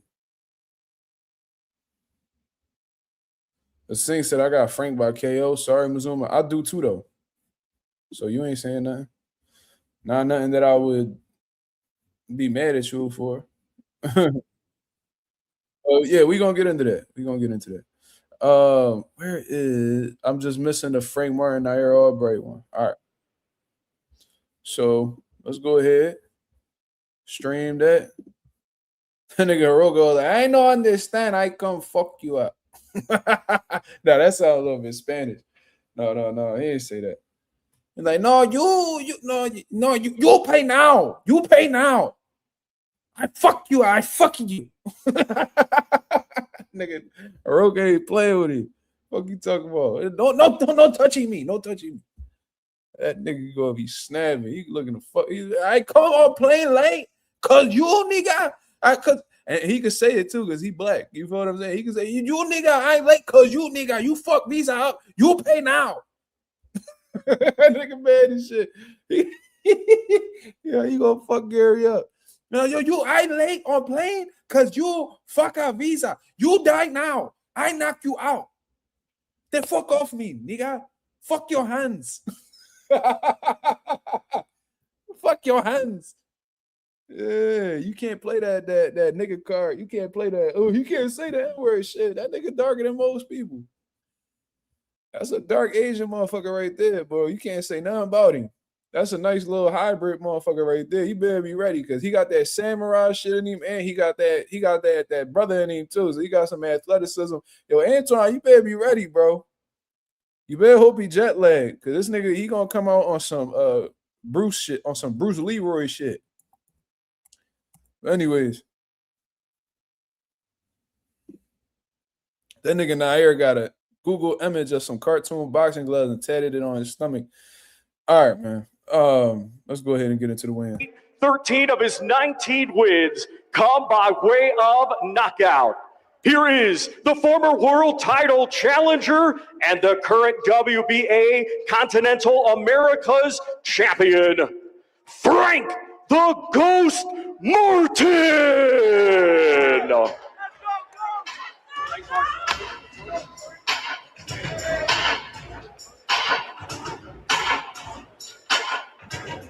And first to the scale, we welcome Nair Albright.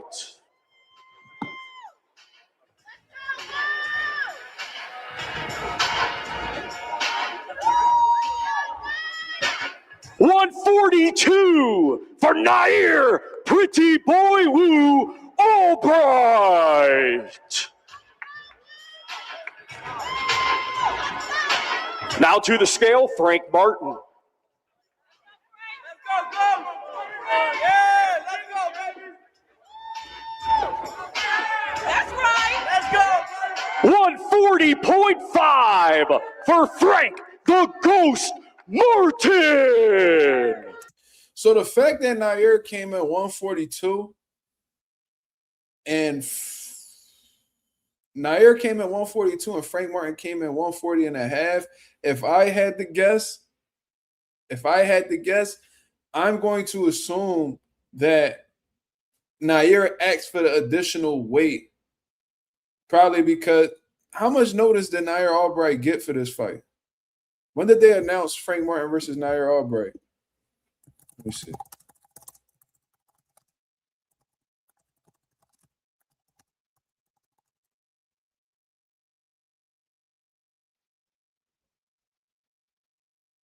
They said that it was officially announced around January 27th of 2026. This is according to AI Overview on Google. The fight is February 21st. So it's literally less than 4 weeks to go ahead and make weight for the fight.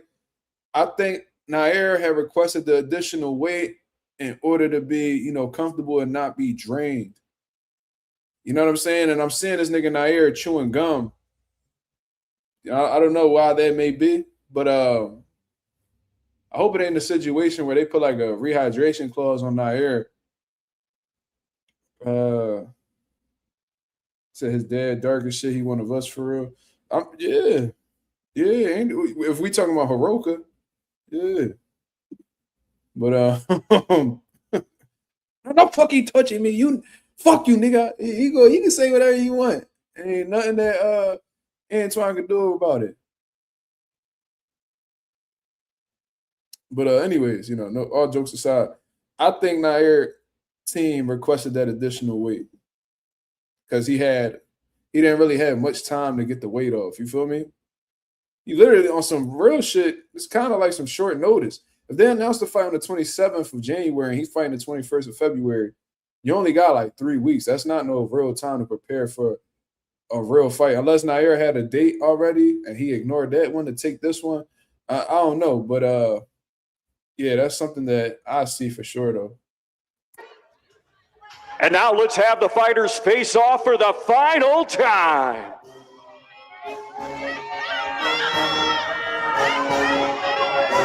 Let's go, bro.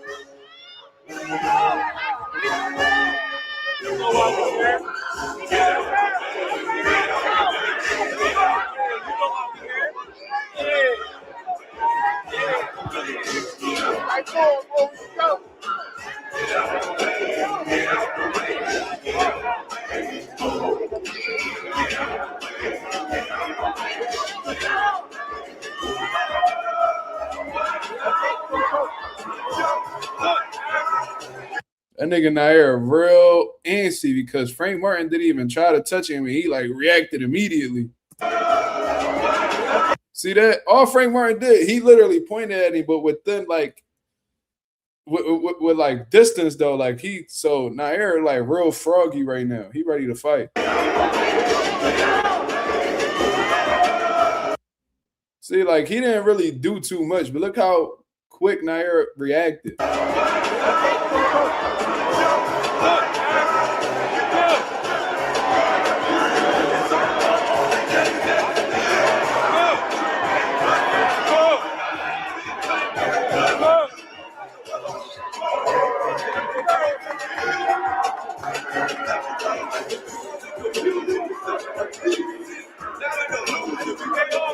So based off this face-off, it seemed like Frank Martin is real confident, real calm, and Nair is like on some like definitely got some hostility in him. You know, and that's, you know, some people just act like that. Some people get turned up at weigh-in, some people more relaxed. So we seeing two different types of, like, I'm not gonna say alpha because I don't know their personality, but it's like two different sides to like a fighter. You see what I mean? Two totally different approaches that fighters have in the lead up to fight. Some are calm, cool, reserved. Then you got ones that's turned up, ready to rumble, shit, fight you at the weigh-in, all types of shit. You feel me? So it's crazy seeing like the juxtaposition between the two.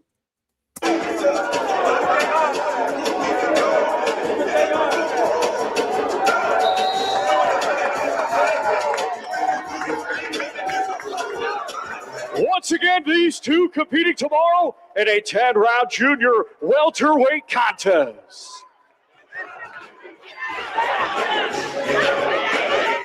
All right, so that's all of the weigh-ins, man. I showed y'all each one of them one by one. The one that really stood out to me the most was definitely the Barrios and Ryan one, just because I didn't expect Barrios to look so much bigger. Now, can that play a role in the fight? Possibly, but is that the end all be all for the fight? Absolutely not. You know what I'm saying? But great weigh-ins overall. Nobody missed weight, thank God. No fights got canceled, thank God, because it looked like Hiroka and Antoine was in jeopardy at one point in time. I'm glad they was able to get that situated. And even though Hiroka may be in a fucked up situation in terms of jet lag and not being well rested before the fight, I trust that they've taken the necessary precautions to be in the best position possible under the circumstances they were against. You feel what I'm saying? So we'll see. Shit, this is a fire ass card, man. This is exactly why I'm going live early. I'm going live early because I want to see every single one of these fights. Every single one of these fights intrigue me, from Frank Martin and Nair Albright. Now I'm gonna give you guys my breakdowns and y'all let me know how y'all feel about this, man. We're gonna start with Frank Martin versus Nair Albright, right? Now, I see that a lot of people got a lot of respect for Nair Albright. I do as well. Like I said, I've had fighters in the past fight on the same cards as him. Like, I remember Nair coming up, man. I remember he had knocked out some dude from, like, Harrisburg early on in his career. Probably was like 4-1, 5-1. He was fighting at the 2300 arena where a lot of these Philly fighters came up to establish their names. You know, Boots did it. You know what I mean? Devin Haney fought at the 2300 arena early on in his career. So that's just like one of the, you know, premier like arenas in Philadelphia when you an upcoming dude, right?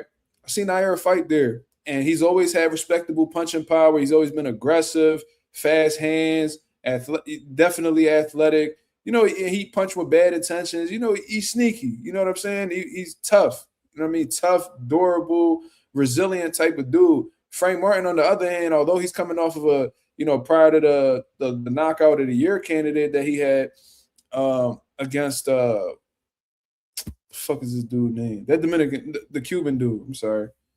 Put ball out, straight left hand, right down the pipe. I was just watching that shit. And you know, Frank Martin was coming off of a knockout loss. You know what I mean? He bounced back, got a beautiful knockout win at a whole different weight class. He said he feels great here. You know what I mean? He feels like he's at the perfect weight. You know, Frank Martin isn't really like a tall guy, but he definitely has a big frame. He almost got like a football player, running back type of build. Francis Bartholomew. Thank you, Anonymous. Put Francis to bed. So since then, he's been feeling confident. He's back in the groove. And what's most important is that he's maintaining some level of activity. You know, he just fought not too long ago. So it's great to see Frank Martin back in the mix. But when I really look at both of these guys' styles, man, I do think Nair, he's definitely going to present some tests for, you know, Frank Martin in terms of like the aggression and the combination punching and things like that. But I did notice some tendencies with Nair Albright where he does get a bit reckless. You know what I mean? Like I was watching his fight with Kelvin Davis, and he did hurt Kelvin Davis a few times throughout the fight, so I would understand why he would be aggressive. But I've seen moments where like early on in the fight where like he throws a combination, he falls over. I think with somebody with the type of timing that Frank Martin has, that could be very detrimental for somebody like Nair. You know what I'm saying? Frank Martin got a sneaky lead left hand counter that I think could definitely play a part if Nair get a little bit too reckless. And Frank Martin got some decent, he definitely got some good punching power. So hopefully Nair does what he needs to do to take away that left hand from Frank Martin, because that could definitely be a reason why Nair hits the canvas or even possibly gets knocked out. You know what I'm saying? But not Frank Martin, it seems like he's putting with Buddy McGurk, he's putting all of his tools together. I see him utilizing his angles. I see him utilizing his jab, his hand speed, and punching power. Like I see him, and he's slowing things down. He's a lot more relaxed with his approach. And I think when the fight starts to settle down, I can see Nair getting some early rounds against Frank Martin and stuff like that. While now, Frank Martin is just letting the rounds, he's just trying to catch a rhythm and shit like that. I can see Nair getting some early rounds, but I do think as the rounds goes on and the shit starts to settle down, I think that Frank Martin is going to start to have some success. Now, I really feel like Nair is going to get reckless in there, and I just really see Frank Martin landing a big shot on him. So I would not be surprised if Nair touches the canvas or even gets stopped in this fight. I'm not going to lie to you. You know what I'm saying? So I ain't gonna lie. Like I fuck with Nair Albright. He's from Philadelphia. I support the brother. I was very happy for him in his last victory. And he's been getting some solid victories since then. Like Nair is game. If you sleeping on him, he can fuck up your day and make you lead this motherfucker with an L. There ain't no doubt. But I do think Frank Martin is I think he's better than Nair. You know what I mean? I think he's more seasoned than Nair. I think that I think he has the game more understood. I think that he has more dangerous qualities. And I do think because Nair can get a bit of overly aggressive at times, I think Nair is going to Frank Martin is going to use that to his advantage. And I think he's going to get the stoppage, man. I think he's going to get the stoppage. I'm telling you. The way that Frank Martin is putting things together, he's really maturing as a professional. I can really see him landing a big shot on Nair that Nair probably will run into. And I think that Frank Martin has the finishing abilities to really pack Nair up. Don't be surprised if that's the case, but outright winner, I got Frank Martin winning. You know what I mean? Whether it's unanimous decision or a knockout, I got Nair pulling off the victory. I'm sorry, I keep fucking up their names, bro. My fault. I got Frank Martin pulling this fight out. Whether he's the outright winner or he wins by knockout, I got Frank Martin getting the victory. So now we transition on to Andy Hirooka versus Gary Antoine Russell, man. Great fight. You know what I mean? Andy Hirooka definitely has some great qualities. I was just looking over his fights just to refresh myself on who he is. And, he definitely looks tall. He looks rangy. He looks like he got some good power too. You know what I mean? But I don't know. Based off of the circumstances, man,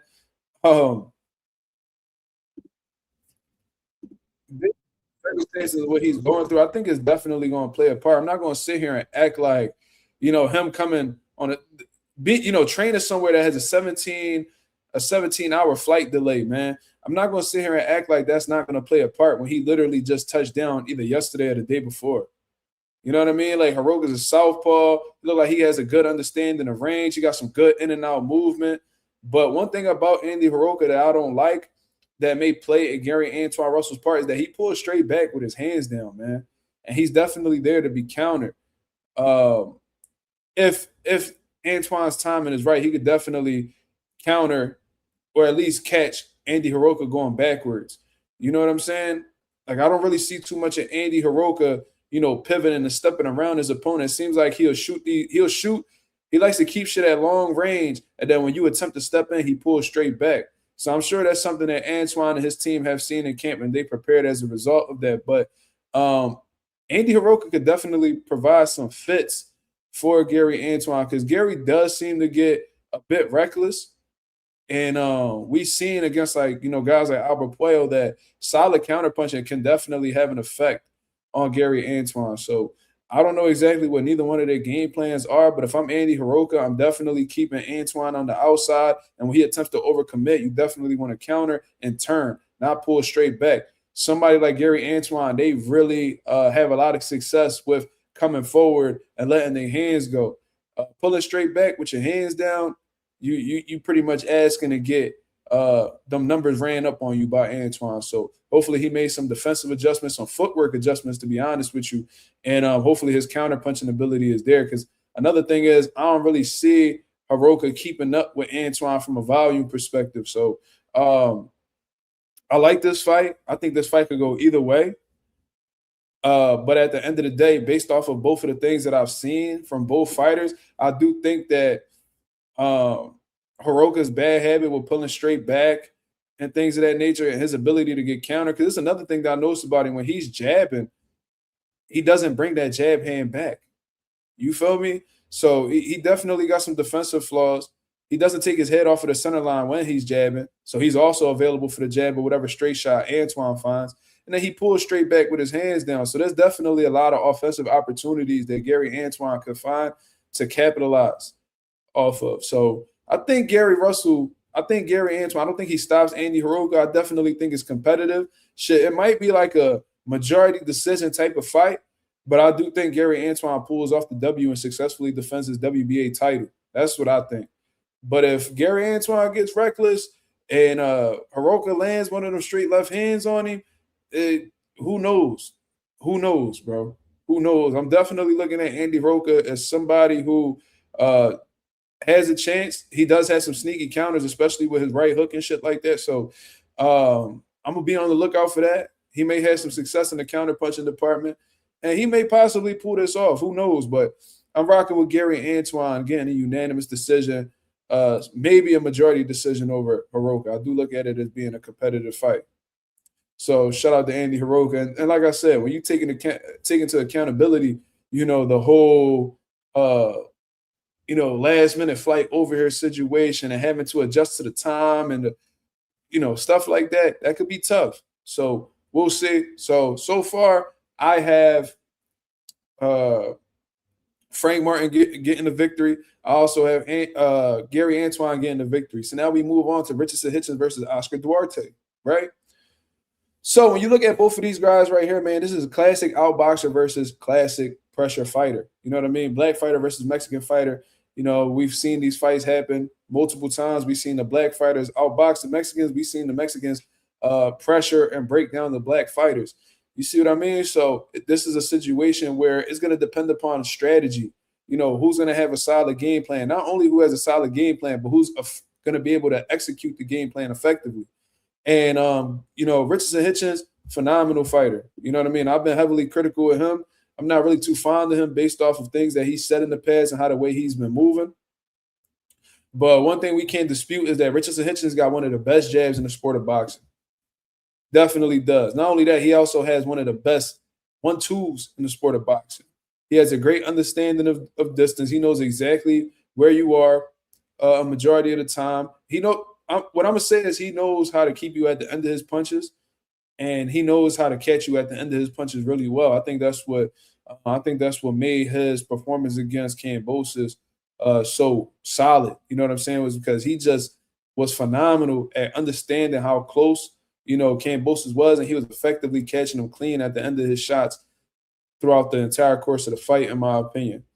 So Duarte definitely is going to have to do some things. I think it's going to be dependent upon whether, Oscar Duarte can neutralize Hitchens' jab. And I understand that's easier said than done because Hitchens does have a phenomenal jab. But if Duarte and his team are able to come up with a way to neutralize that jab, make it an inside fight, and break Richardson Hitchens down on the inside, he could have some success. If he doesn't neutralize Hitchens' jab, he getting smoked on them scorecards. Hitchens has been saying things, though, that is not necessarily concerning me, but I'm going to say surprising me because he keeps saying that he's going to knock out Duarte.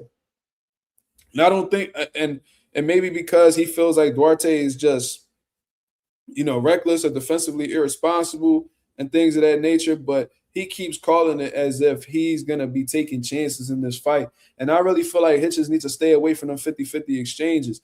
I think you need to make this fight as simple as possible. You're blessed with the outboxing ability. You're blessed with the reach. You're blessed with the jab. You're blessed with the footwork and the hand speed. I would just stick with that. You got way too many advantages to, trying to be going band for band with somebody like Oscar Duarte, who's really limited in terms of abilities in the ring. He's a one-dimensional fighter, in my opinion.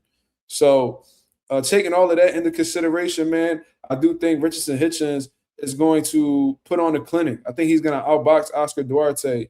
I don't really see what Oscar Duarte has in his toolbox to reassure me as a boxing fan that he could take away Hitchens' jab. You know what I mean? He's never been in there with somebody who has a jab like Richardson Hitchens. So I think he's gonna be outboxed. I think Hitchens is gonna put on a great display of boxing. I think Duarte is gonna get frustrated.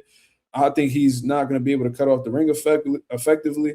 And I think he gets smoked on them scorecards, man. So I'm picking Richardson Hitchens by unanimous decision against Oscar Duarte. But Duarte definitely game. He might land some good shots. And you know, who knows? He might rock Hitchens shit. Like, we don't know. But I do think Hitchens is gonna pull off the victory. But don't be upset if that ends up being an upset. Don't be surprised if it ends up being an upset. Let me just say that. He said he got that extra mini bicep. Definitely. Simba said, why, Mazuma? Why what? I just gave you a clear explanation, brother. What you need me to elaborate? My boy Tricks in the building said, I got Duarte. I think Hitchens will fold to the pressure. You know, historically, you know, he was able to, you know, walk away with a W against Lemos, but Lemos definitely did present some problems. Hitchens had his reasonings as to why he performed the way he did. We don't really know. Maybe he's trying to cover up one of his weaknesses. So he probably put that out there to make people believe that, you know, he doesn't have a pressure problem. But until he beats Duarte, that's what I'm thinking. It's a little bit of I'm a little suspicious of his game. Let me just say that. So you know, we'll see. Simba said, you said you feel like Hitchens might engage in 50-50 exchanges. The reason why I brought that up is because Hitchens has been so adamant during these interviews about getting the knockout. You know what I mean? And part of getting the knockout for the most part, unless you just catch somebody with a sharp shot coming in or whatever the case is, you got to take chances to get a knockout. You know, part of getting the knockout is letting your hands go, you know, and you're most vulnerable when you letting your hands go. So let's say, you know, Hitchens is being aggressive. He's pushing the pace behind the jab. He's throwing combinations. He's leaving himself open for Oscar Duarte's counters, and that's what you call a 50-50 exchange. 50-50 exchange is when two guys are throwing, you know, simultaneously, and there's a 50% chance that fighter A might get knocked out. There's a 50-50 chance that fighter B might get knocked out. It just depends on who gets to who first. So based off of what Hitchens has been saying with, you know, he's going to stop Duarte and shit like that, it makes me feel like Hitchens is going to take some chances. So that's how I see this situation. You feel what I'm saying? My boy Ralph in the building say, yeah, if Hitchens is talking like that, it means Hitchens might sit there in spots and exchange. And I think that'd absolutely be foolish of him. Me, I'm one of them type coaches where it's like, bro, let's get this victory the easiest way possible. You know what I mean? Like, if we have the abilities to do a shutout in this fight and completely neutralize our opponent, let's do it. Let's not give our opponent any type of ammo to have anything, any moments in a fight that may cost us. You feel what I'm saying? Like, if I know that all the motherfucker could do is brawl and I got a fighter that could box his ass off, I'm going to tell my boxer to box his ass off. Why I sit there and exchange with him at all? Makes no sense. It's almost like you're willingly giving your opponent an opportunity to clip you, hurt you, knock you out. Like, nah, we're not doing that. So I think Hitchens has all the tools. I think he has all the abilities. And I've seen Kenneth Sims have some success boxing Duarte in spots. But much credit to Duarte. He was able to be effective with his pressure and get the victory. So, you know what I mean? So far, got, you know, Frank Martin getting the win. Possibly a knockout over a 9-year-old break. Got Gary Antoine Russell winning a unanimous decision over Andy Hiroka.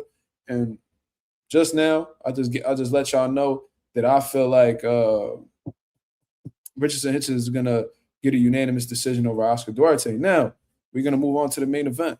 We got Ryan Garcia versus Mario Barrios. Ryan Garcia getting yet again another opportunity for a world title. Definitely undeserving in my opinion, but it is what it is. You know, the power structures, the way that the power structures are set up, they really want Ryan Garcia to be a champion really bad. You know what I'm saying? Like, they want him to be the man so bad. And why? I had my suspicions, but that's irrelevant nonetheless. So let's just get into the fight between Mario Barrios and Ryan Garcia. Mario Barrios is coming off of 2 consecutive draws against a gatekeeper, in my opinion, Abel Ramos. You know what I'm saying? Who really had no business whatsoever making the fight as competitive as he did with Mario Barrios. So that was a shitty performance in my opinion. And then, you know, Mario Barrios then fought a 46-year-old Manny Pacquiao coming off of a loss and 4-year layoff and made this motherfucker look like he pushed the clock, he turned the clock back. You know, Mario Barrios looked like absolute horseshit to me. He's been hella inconsistent. And he's, you know, widely known as one of the most corniest champions in the sport of boxing, in my opinion. You know, and I'm not trying to be like too disrespectful, but this is what the people say. And I'm not about to sit here and ignore what people have been saying in the past. So there's that. So now Ryan Garcia is getting one of the easiest opportunities to become world champion. One thing about Ryan Garcia is that he's not the hardest worker. He's very inconsistent, and he's not very disciplined. And I really think that this could play a factor in the fight. To be honest with you, we're seeing this dude Ryan Garcia, you know, hitting pads in his living room and sparring streamers and stuff like that. And we've seen that he was able to actually get in gyms, you know, when it gets a little, since it's gotten a little closer to the fight and stuff like that. But didn't really look like he really gave himself enough time to really lock in. It looked like he's devoted a lot of his time and, you know, just streaming and being on the internet, just conversing and with other streamers and taking lie detector tests and, you know, being around, you know, kicking it with transformers and shit like that. So I really don't know exactly where Ryan Garcia's mind frame is at. I feel like he's not completely 100% devoted to boxing. I feel like he cares more about the popularity than actually being legendary in the sport. But Ryan Garcia does have some tools that could really work to his benefit against somebody like Barrios. You know what I'm saying? Barrios does have a lot of defensive flaws. He does get hit. And not only does he get hit, he gets hit clean. So unless, you know, and there may be things that he may have done in Joe Goose's camp to, you know, fix these things, but it's going to take way more than one training camp to remove a career's worth of flaws. You know what I'm saying? So this is really a fight that could go either way.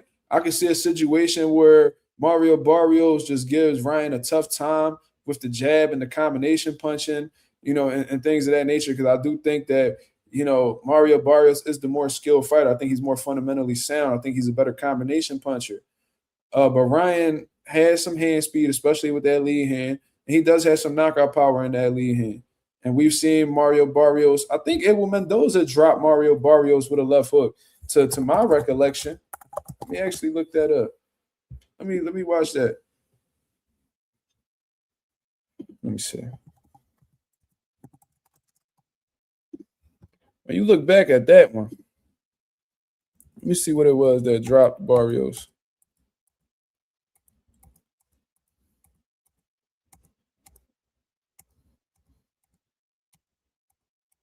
What round was it?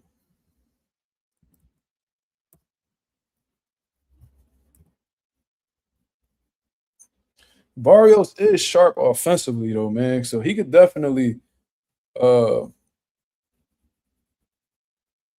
you know, do some damage to Ryan, because Ryan ain't really off, you know, defensively responsible neither.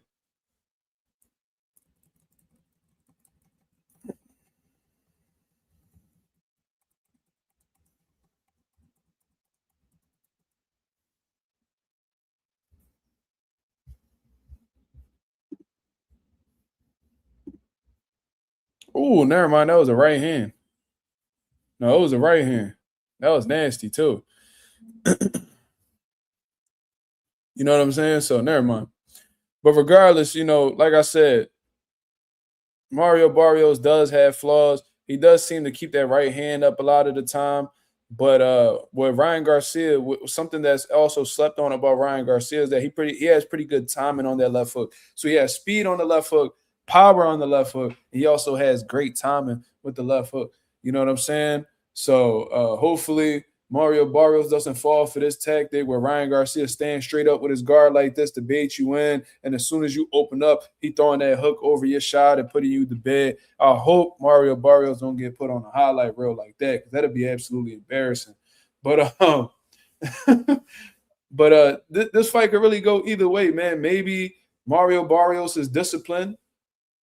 You know, him having a great training camp with Joe Goosen and Joe Goosen exposing exactly the holes that Ryan Garcia has in his game. Maybe Barrios could take advantage of that and beat Ryan.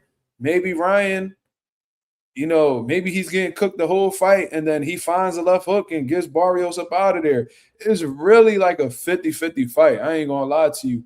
I don't really think much of Barrios, and because he's so easy to hit, in my opinion, I can see Ryan Garcia doing some damage. But because Ryan Garcia is a lazy fighter, he's not a disciplined fighter, and his skill set is also garbage, I can actually see Mario Barrios having a lot of success when it comes to the chess match, whatever the case is, and landing the harder, cleaner, more effective shots on Ryan.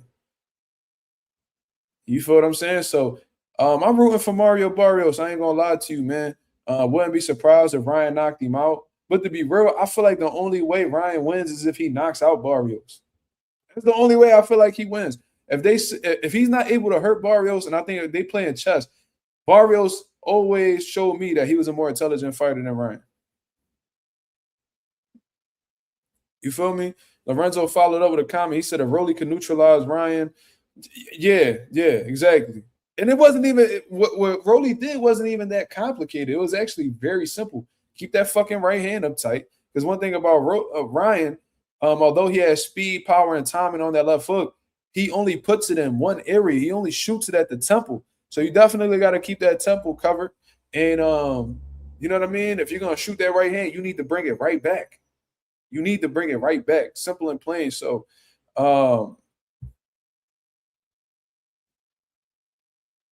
it is what it is, man. I can really see a situation where Barrios puts belt to ass on Ryan, especially if Ryan don't land that left hook. And I can see Ryan Garcia getting smoked, and then Ryan just find the left hook and put Barrios to bed or even knock him out. Like I can see this fight ending early. So we'll see. I'm rooting for Mario Barrios, man. I'm gonna go with Mario Barrios by decision. I think that's what happens, and I see Ryan Garcia hitting the canvas. I really do. I can see both. I can see them not, trading knockdowns. To be real, I can really see them trading knockdowns. But I'm gonna go with Mario Barrios by unanimous decision over Ryan Garcia. But don't be surprised if Ryan knock him out. Don't be surprised. Smoochie said, "What are the odds? Who's the favorite?" They got Ryan minus 250. Well, and what's Barrios? Because minus 250, not that big of a favorite, to be honest. What's that, 2.5? The one favorite? It's not really a huge thing. Ryan is in shape. Dude going to cook Barrios. I don't know if Ryan being in shape equates to him beating Barrios. He's very undisciplined. And he weighed in mad late in comparison to all the other fighters. So that let me know that he was struggling to get them last pounds off. Plus 195, well, those close odds then. Correct me if I'm wrong, but that's close odds. So it sounds like to me that these odds makers, or whatever you want to call them, bookies, I don't know what you want to call them, they're not really sure what the fuck going to happen. You said not really. What you mean not really?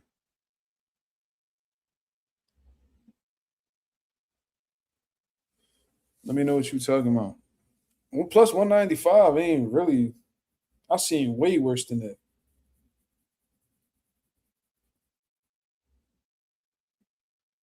It's not that close.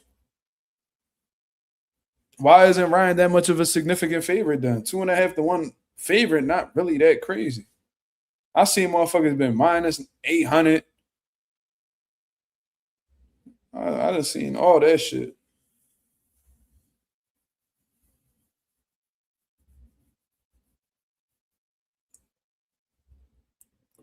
Whitty said, what do you think about Guzman training Barrios? You said significant favorite as a challenger. Yeah, he's a challenger, but look what type caliber Mario Barrios is. He never been like a highly rated champion whatsoever, so it's not a surprise that he's a significant favorite as a challenger. Look how Barrios been looking in his last few fights. He's not a high caliber champion. A lot of people have been saying Mario Barrios the weakest link at 47 for a long time until Lewis Crocker came around. So It ain't really a surprise to me. You meant to say Joe Goosen, Woody. What do I think about him training Barrios? I mean, I think it's not necessarily what I think. I think that, Joe Goosen has a lot of history with training Mexican fighters. So I think that he may be a good fit for Mario Barrios. You know what I mean? From what I heard, Joe Goosen don't play that shit. You feel me? He wants his fighters to train hard, and he got a lot of experience at a high level, and he's gotten some big wins throughout his coaching career too. So, he definitely knows what it takes to, win these big fights. So he might be a credible guy for Mario. I think Mario was best. I could be wrong, but around that time that who was training Mario Barrios at the time that he fought? When he was fighting at one, was it Virgil Hunter? When he was with Virgil Hunter, Mario Barrios was doing damage, man.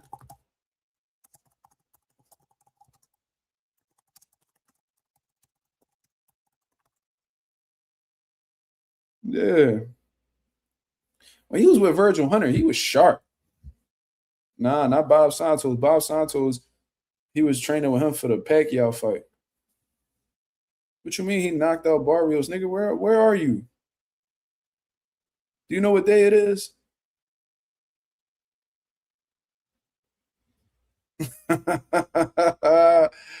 Never mind. I'm fucking up what y'all got going on in the chat. Never mind. Yeah, Ryan got knocked out, bro. He got put to bed. Left hook, right hand, went to bed. Ryan tried to get up. He fell over again. It was over.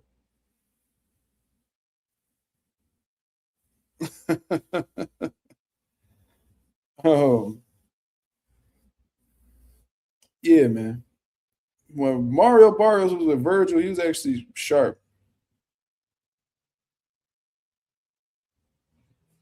Witty with the $5 super chat, he mean as far as Guzman training Ryan before. How do you in terms of you're saying that you keep saying Guzman is Guzman. You're saying Guzman like the nigga Dominican or some shit or Cuban. His name is Guzman, Joe Guzman. What do I think about him training Ryan before?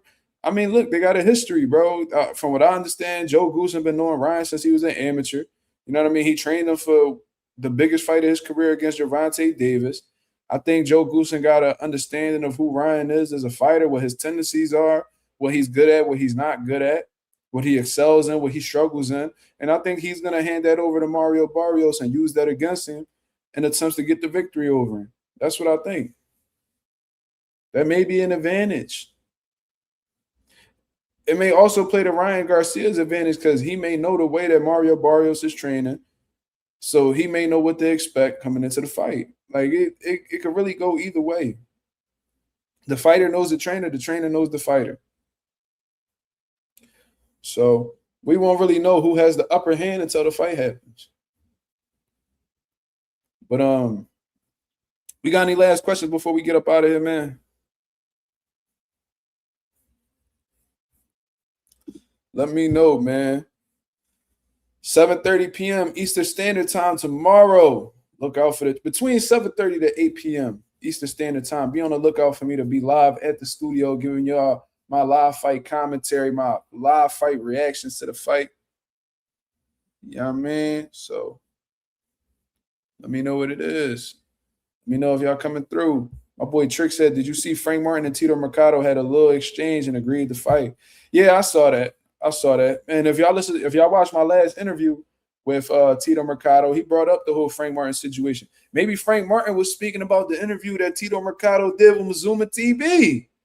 Because I know for a fact Frank Martin people be watching my channel. So who knows? But Tito Mercado done did interviews everywhere. So who's to say, I can't prove that he watched my channel.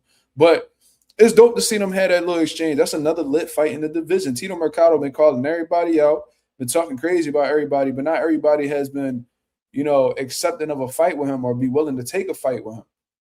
You feel me? Like, I think at this point in his career, he's like that high risk, low reward type of dude. So people not going to really give him an opportunity unless it makes sense. Tito Mercado isn't a draw at this point in time for fighters to make it feel like a fight with him makes sense. But Frank Martin, you know, he seems to be very cool, laid back, extremely confident in himself and his abilities and beating anybody in the division. You know, he feeling himself, he in a groove. So he said, yo, what was that shit that you was talking about? So Tito Mercado told you what he was talking about. It ain't like Tito Mercado backed up off the block. He like, yo, like I said that, you know, I spoke to your team. Your team reached out to me or whatever. I reached out back to them. They ain't say nothing back. And Frank Martin was like, oh, well, I thought you were saying that I turned down the fight. He was like, no, I said your team ain't never get back to me. That's what I said. He was like, oh, all right. He said, all right, I just want to let you know and everybody else that, you know what I mean, I'll definitely fight you. So after this fight, let's try to run it. Tito was like, cool. And they shook hands. Now, do I think that fight happens next? I'm sorry to burst y'all bubble, but no, not at all. I just seen Frank Martin. I think he alluded to calling out Shakur Stevenson after the fight with Nair. That's a little messy situation considering their history, but it's good to know that these guys are willing to face each other. Now, can the people behind the scenes make the fight make sense for them to fight? Is Eddie Hearn going to be willing to put Tito Mercado in a dangerous fight like that this early on in his career? Is Frank Martin's team going to be willing to put him in the ring with Tito Mercado, who's a high-risk, low-reward type of dude? They probably will be looking at it like, we got to let this motherfucker marinate. I think that's what they're thinking, but, you know, that's just me.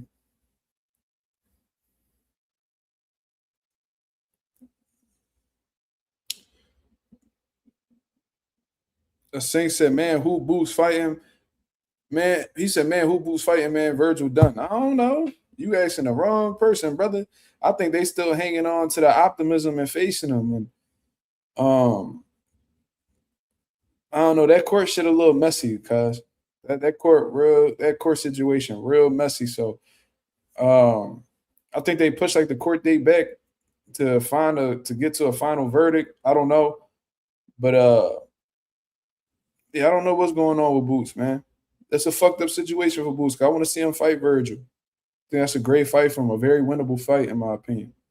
But some unfortunate circumstances that have taken place, and they need to be, you know, that needs to be taken care of before he step back in the ring. That's just the reality. So we'll see.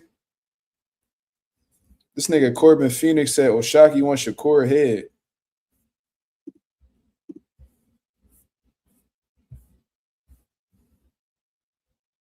Hello, and welcome to the Los Pollos Hermanos family.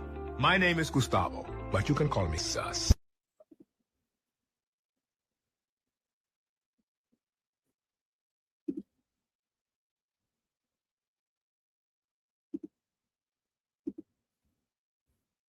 Aren't you embarrassed by this? Shut up, bitch. With that, I holla at y'all, man. I hope y'all guys have a blessed, beautiful night. I'll be back at y'all with my live tomorrow between 7:30 p.m. to 8 o'clock Eastern Standard Time. I'll be in the studio cooking it up with y'all, man. Live fight commentary, live fight reactions, post-fight reactions. We doing all of that. Be tuned in. I'm very excited to see you guys there. Hope y'all have a blessed, beautiful one. I'm up out of here.